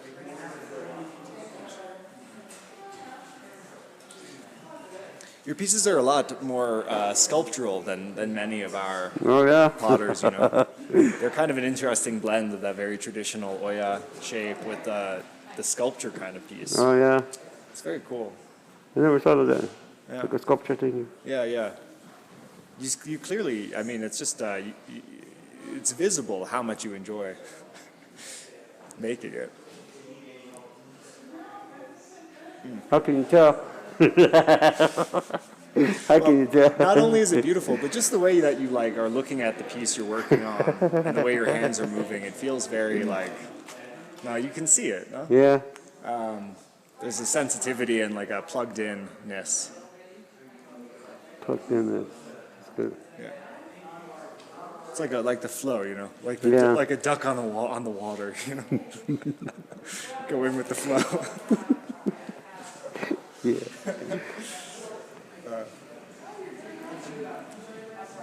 Now, would you be able to talk a little bit about the owl shapes that you do? Because those are also kind of different than all the other ones too. It's just like a regular jar. Yeah. I like turn it into a jar, Yeah.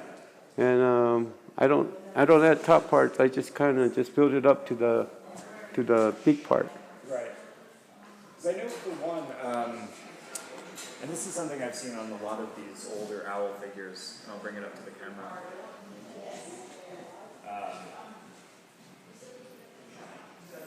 With the sort of this beak that goes all the way around. Can you speak about that at all, or I'm just curious. I think that's Jamie's piece. Is that Jamie's? Yeah. Oh yes, yes, so it is. I kind of want to make mine like open. Yeah. I see. Okay. I think that's just his design, the way Yeah. Oh, I appreciate it. Thank you. Yeah.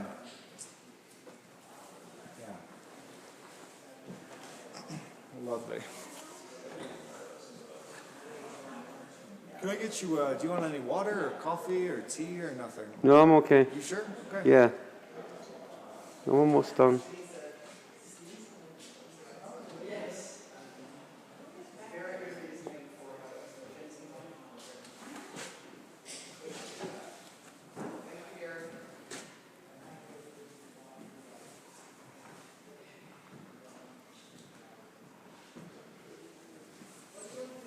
Hello.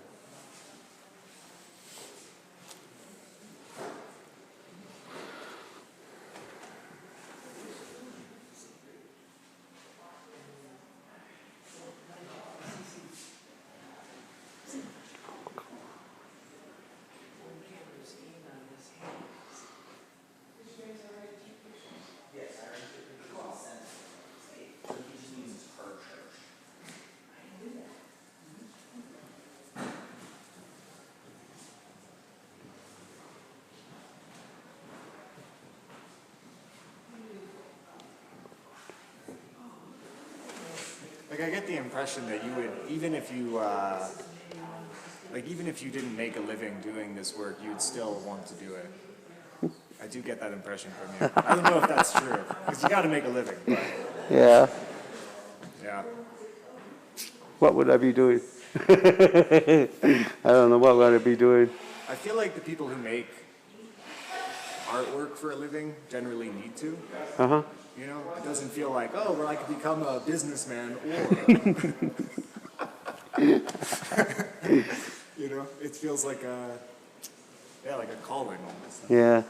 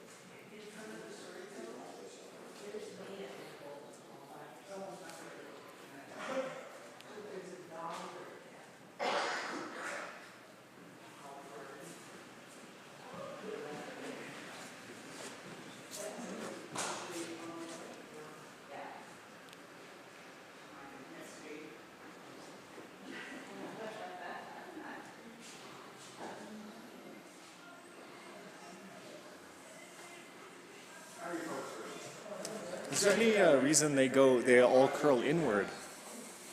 No, they can be either any which way. Okay.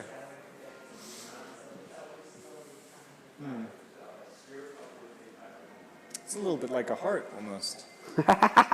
Yeah. Like a heart. Yeah.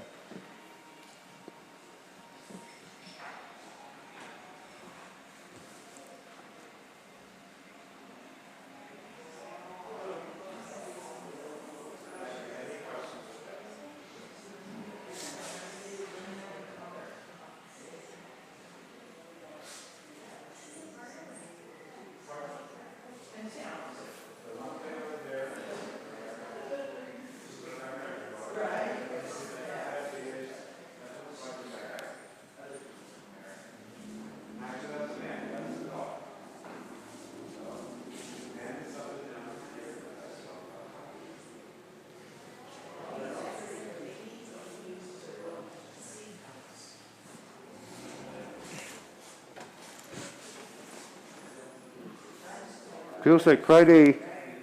What was that? It feels like Friday. Oh, it sure does. Oh my God. I think it's too heavy. Oh no. It's gonna cave in. Uh-oh. You wanna hold it? Yeah, you want me to hold It's just caving. I'm happy to if you'd like. It's gonna fall in anyway. So what will you do? Will you just... Oh no, really? No, I would cut it right here. Oh, and then... Yeah. Dang. All right, well, this is the grim reality, folks. Not all the ducks make it. Wow.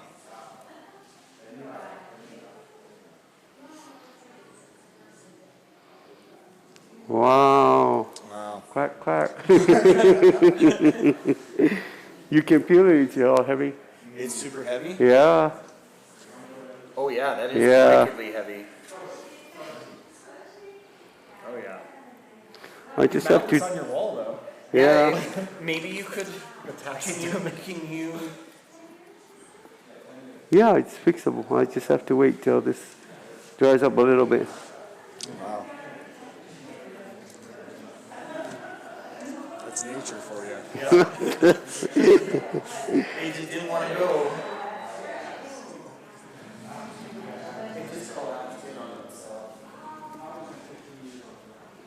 Well, I appreciate seeing, it sometimes happens. This is like, this is part of what makes these works so special, is that they are subject to the whims of nature and reality and they're all these different things. And so when a piece comes together, even with someone as masterful as Anderson, it's a miracle, no? Like they're just such beautiful works and there's so many different pieces that are really, I think, I don't know if you would agree, like out of your control on some level. Although you seem like you've gotten your technique down to a science, though. But there's yeah. Wow.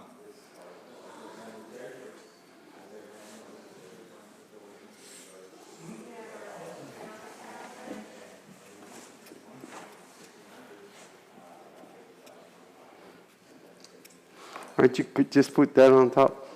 Right now, without the head, it kind of looks like a tadpole. Tadpole. You can just cover a little bit and then you call it when it's done. It's a tadpole.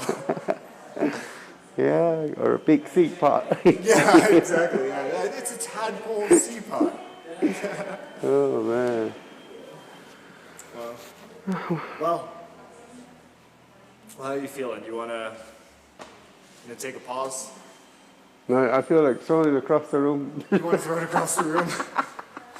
I can appreciate that. I'm just kidding. No, I just need to dry a little bit longer, Yeah. and I'll probably start again. Okay. So what, do you want to take a break now? Dry Sure. and- Yeah. Okay. Well, thank you, everyone. We'll be back in a little while.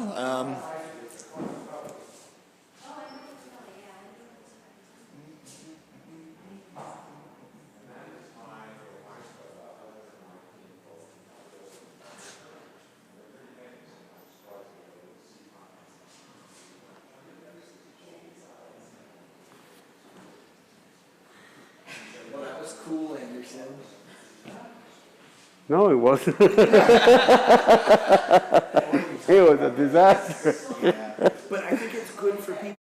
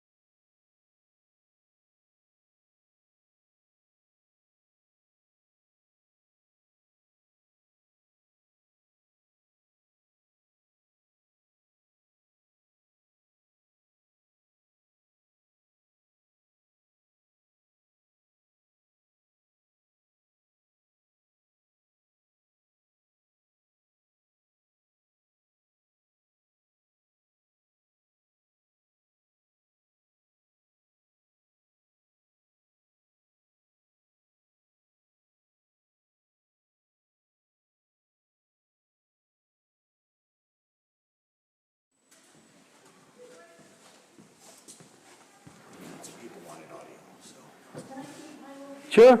Yeah. Actually, if you want a little bit more, I can give you a little bit more. Just to play with it or whatever. Sure. And I'll think of you and maybe Okay. mine will turn out to be very Oh, man. Oh man. Now I want to try making a duck. You've got some students now. Uh-oh. Uh-oh. Let's start calling you Professor Peynetsa. Ah.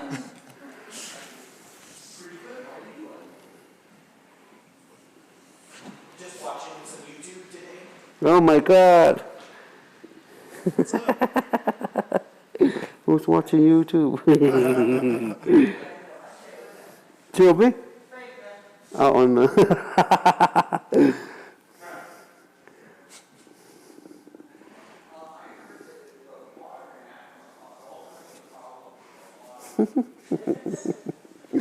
Hey.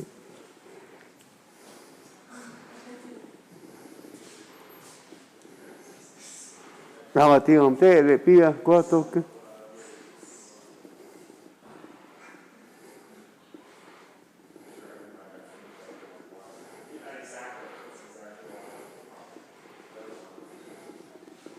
That has never happened to me. First time for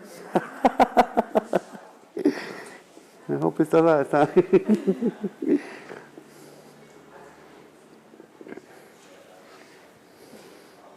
Are you from here? I know. I've lived here for a couple of years. Oh. I'm from Santa Barbara. Oh, cool. Yeah, I haven't been back in almost 2.5 years. I'm going to go back the end of May, beginning of June. Oh, See all my friends and family and stuff. Go for a walk on the beach. oh man, I bet that's real nice. It's beautiful there. It's about an hour and a half north of Los Angeles. And it's a town that sits between the ocean and the mountains. Oh, Yeah, it's a stunningly beautiful place. probably, And so is this. I mean, just a very different, you know?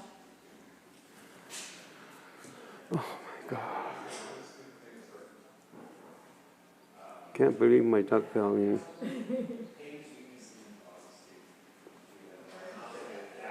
I feel like I wasted time here. Yeah, well, you know, when you're used to doing it, and then it comes out the way you plan, and then it doesn't, especially when you're afraid the pressure's on, right? Especially when you're on YouTube. Yeah, when you see you want to watch your work. Oh my That God. makes you nervous, right?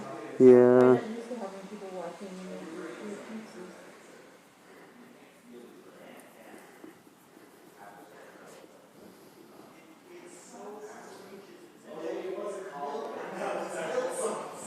So these are all hand painted. Yeah. Right? Mm-hmm. Wow, you have to have a very steady hand to be able to get like all the detail on the deer.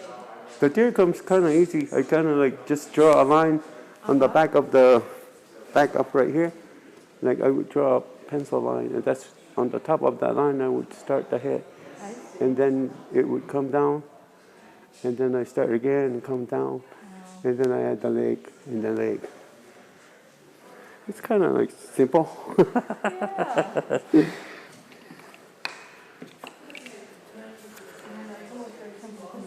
I have a hard time even writing my name. I'm not very good at it. Oh man.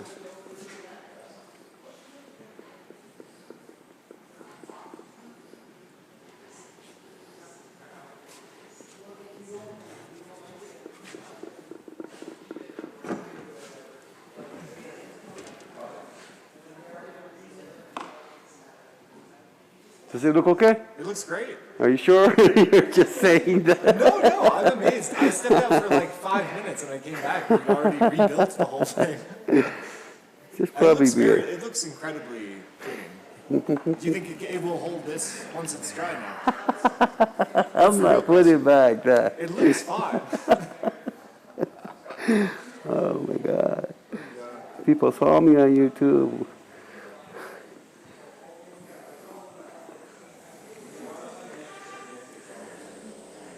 Shoot. It's 3 already? I didn't think it took that long. Yeah. God. Well, you know, there's a lot of distractions in the gallery today. A lot of people chatting. It wasn't boring, you know what I mean? Good. Yeah. Oh my God.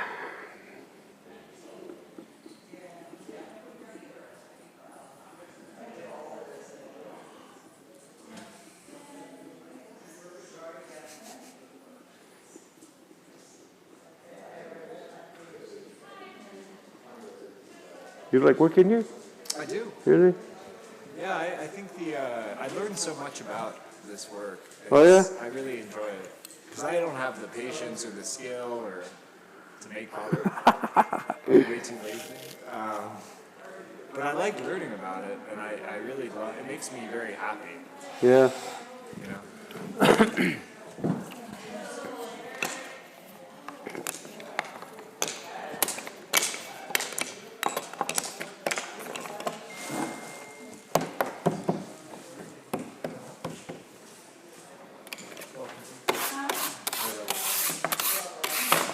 He's in Peynetsa. We have a number of his works out here, and he's building right now.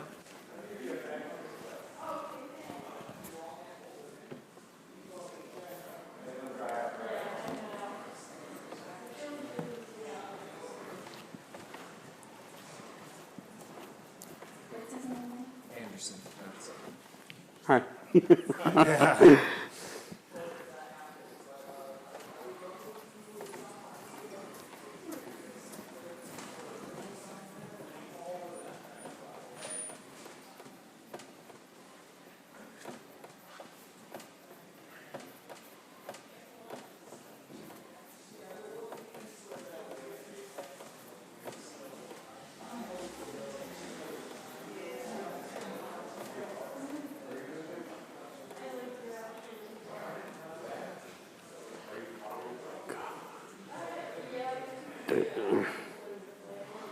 How many people watch me? All day? It's probably been a few hundred. Yeah. You're really Right now kidding. there's 17 people on there. I'm still on? Yeah. Oh, really? Yeah. Yeah. I didn't think I was on there. Here's my best pot there. Peach pie. It's a fish pot, yeah. Yeah, coiling's too advanced for me.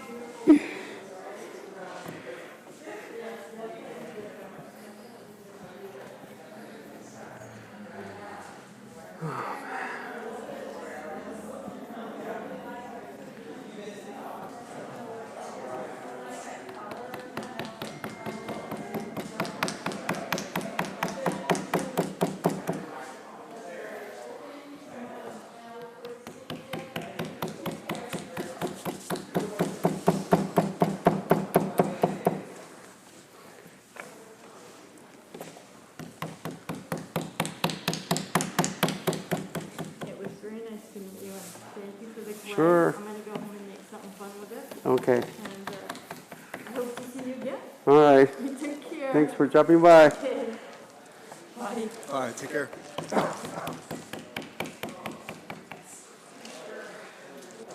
Looks like you can make a necklace out of that.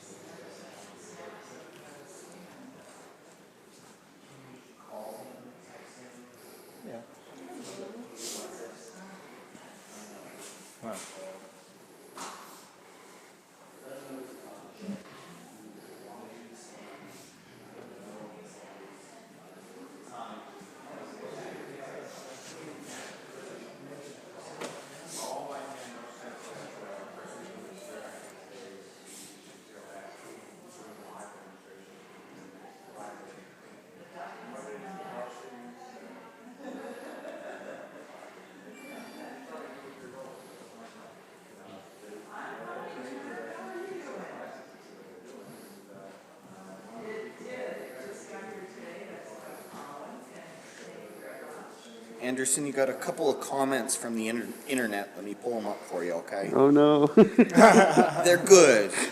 I promise you, they're good.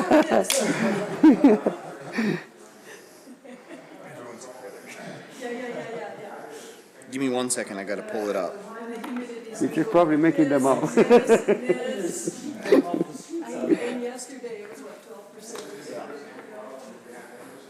Come on, phone. You can do it. April is the coolest one. All right, so Susan says, been collecting your pots since 1997. Most recently, a black and white walking deer. I worked for Zap in the 1980s. Love your work. Thank you. The next one is from Gail, and she says, don't worry. Anyone who knows about Pueblo pottery knows how difficult it is. This makes us appreciate your work even more. Doesn't that kind of feel nice? So I think everybody knows that, you know, sometimes things happen and you just got to change your game. This one's going to be a little more expensive because it took so long. Oh my God. But it doesn't work that way, right? Like no matter what no matter how long that the piece took, Yes. it's based on what the piece is, not what the effort was. I'm teasing. Oh man.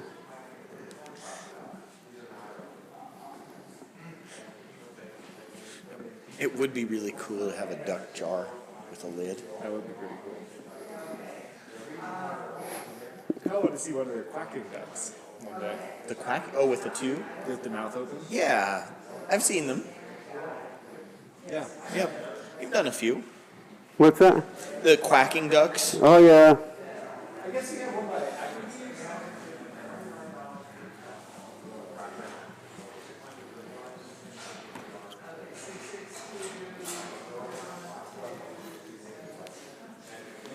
That's Agnes, right? Agnes is your sister? Yeah. Is Agnes the one that had the terrible car accident? No, that's my oldest one. Which is Priscilla. Priscilla. Yeah. We got this one in recently, Anderson. Oh yeah. Agnes.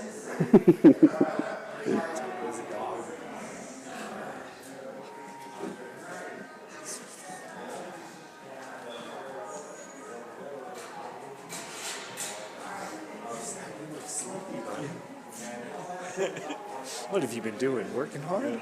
Napping? Good boy. Yeah. Amazing.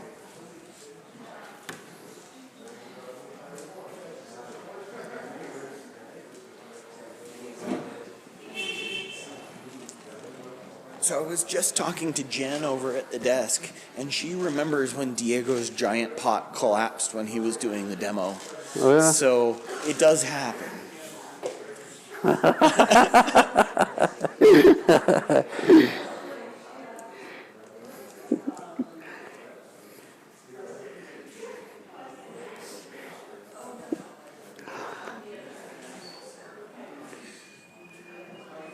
So is it hard to take when that happens?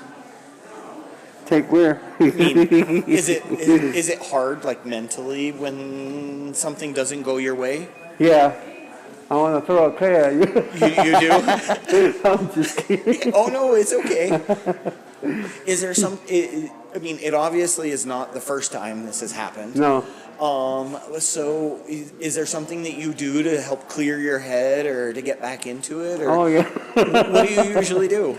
You want to know? You don't have to tell me if you're not comfortable. I can tell you.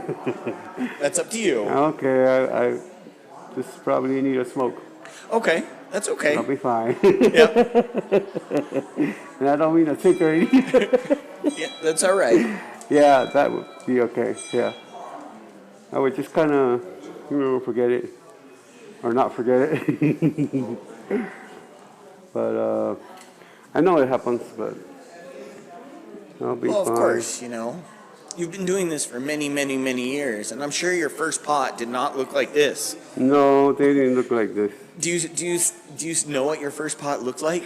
Yeah. Do you still have it? No, I know where there was a piece at Tokoi's village in Zuni. It looked like an ashtray. Place to start. Yeah. So Robert Tenorio did a demo in here for us as well from Santo Domingo Pueblo. Yeah. And he brought a bunch of pieces for us to paint. Oh, And really? he gave one to me, and mine literally looks like a third grader did it. Oh, yeah. So I understand, like, you don't just start this and become an excellent potter on day one. Yes, you do.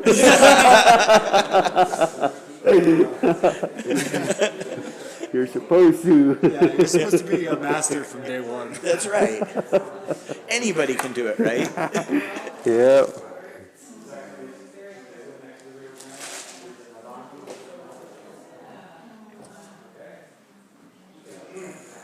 So if you had to give anyone advice who is starting to make pots, what would you tell them? Probably wait till your clay gets ready. Take your time. Take your time. Take your time, yeah. Probably a lot of patience, Yep. but it don't really work that way. It's fun to see in the video right here. The pot looks really straight and really round from, when it's still, but as you rotate it around, you can really tell that it's really made by hand. Well, we love that. That's a good thing. Yeah, right. No, it is. There are very few things these days that are not made in China. From a machine. That, Made in this China. is one of those things, and it's one of those things that we celebrate, not punish or try to dishearten people over. Do you know what I mean? Yeah. Oh, man. Okay, I'll probably put a ruffle thing. What was that, Anderson? I couldn't. My ruffle top. Oh, you're gonna do a Yeah. pie crust. Pie crust thingy. So my pot would be out of shape.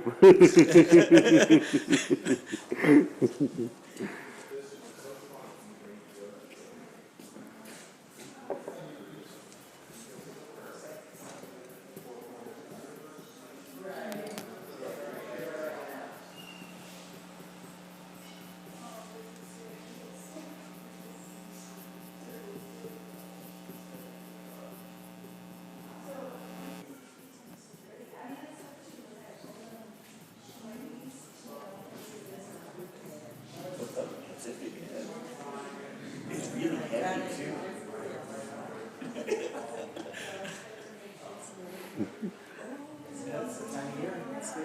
Yeah. Yeah.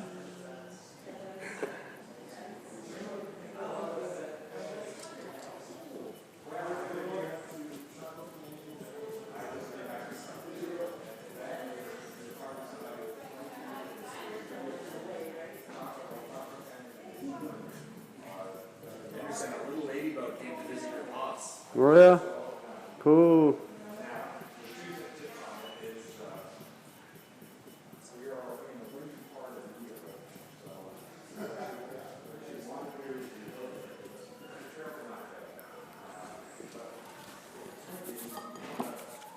See if there's any more comments.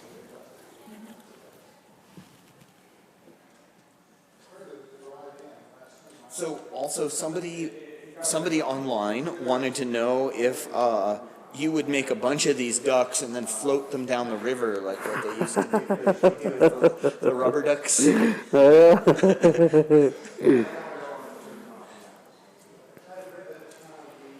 What river?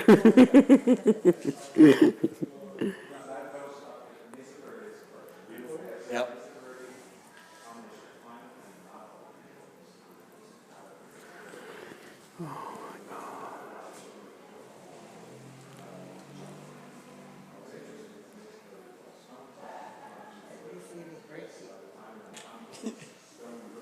No, it's going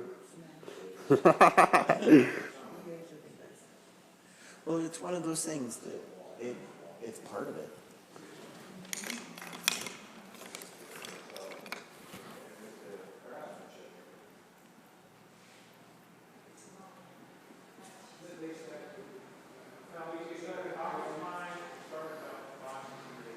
So what color do you think you're going to make this one? Have you decided yet? No, probably red. Thinking red. I like the. It looks like a red. So we have a question from Dan. Dan would like to know if you wouldn't mind talking about Jenny Latte and how she was a pottery instructor. Who she was and kind of what happened. I don't know. What would I say? She was she's just my teacher. Yep. She's married to a Zuni man. She's from Acoma, right? Yeah, she was from Acoma. How many years did she teach the class? I'm not sure, but I learned her from all the way from 8th grade to 12th grade. Okay. And then I left, and after that, I'm not sure how long she was on. But she was okay. She was always nice to me. Oh, that's good. She lent me her some of her scrapers and the long bristle paint brushes that she used. Okay. And she probably encouraged me a lot. Well, that's wonderful. Yeah. So yeah. So a very good influence, right? Yeah. Strong. Very strong lady. Well, hey, that's important. Trust me, I know. Strong ladies are good influences in our lives. Like your mom. Exactly. Well, I guess it comes down to that. Yeah. And so she encouraged you, and would you say that it is because of her that you're now a potter? Yeah. She encouraged me to. I didn't know about like art shows and stuff like you could go as like an Indian, you know what I mean? Like Yep. Indian market and stuff. I didn't know all that stuff, but she kind of opened that stuff to me. And how long have you been going to Indian Market?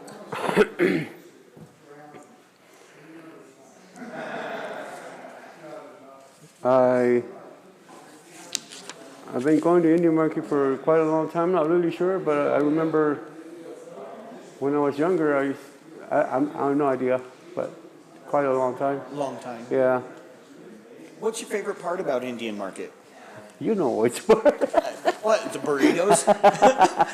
Talking to people?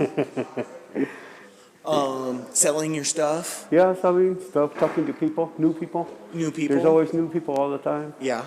and they always ask good questions and stuff. Yeah. And what's your least favorite part about Indian Market? Going home. Going home? You'd rather stay if it was there all the time? Yeah. So she introduced you to that. How many potters do you think she helped? I just know about Noreen Okay. and Carlos, I think. Mm-hmm.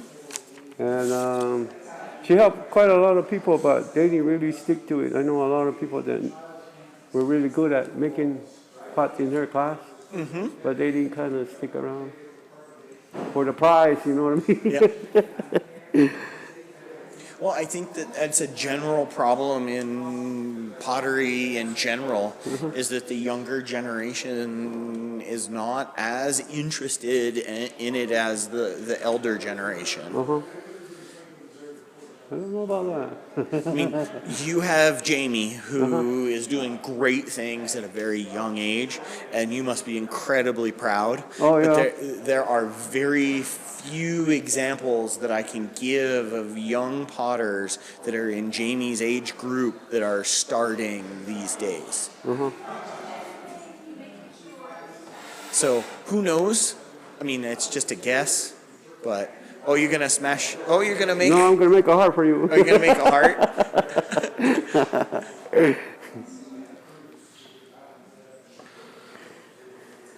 There you go. You know what, Anderson? What? That kind of looks like a set of deer Oh, yeah, I never thought of that, antlers, huh? right? A deer antler. Here we go. Yeah, maybe. My next project. Yep, your next project or something new and different. They kind of do, right? Yeah, they kind of do.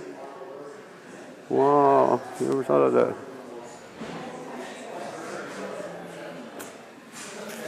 Well, there goes my dog. That's all right. At least you didn't have to make soup. Yeah.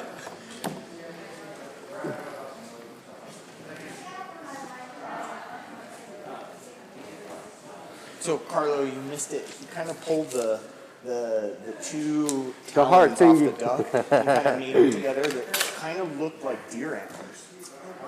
Wow. So maybe we have a new project in the works. Maybe. Is a deer jar. Deer jar, like a cookie jar. Yeah, might. Maybe. Who knows? That's the thing is, we never know what it is or how it's going to come out or anything else. Yeah. Yeah, Jenny was a good teacher. She was a good Yeah. teacher. Was she patient with you? Yeah. Was she patient with everyone? No. Well, No. maybe you showed her a reason to be patient with you. Probably. But it certainly did pay off. Yeah. You do beautiful work, Anderson. Thank you. And it's wonderful to see your family that does beautiful work as well. Thank you.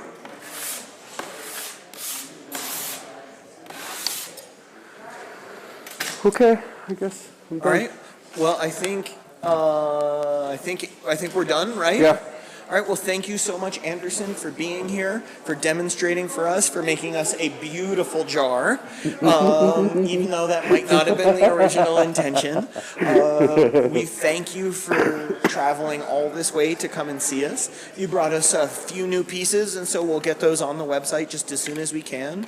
We'd like to thank everybody out there who is watching, and we'd like to thank Andrea, my mother, who has been here for 30 years, supporting all the artists, doing all of this beautiful work.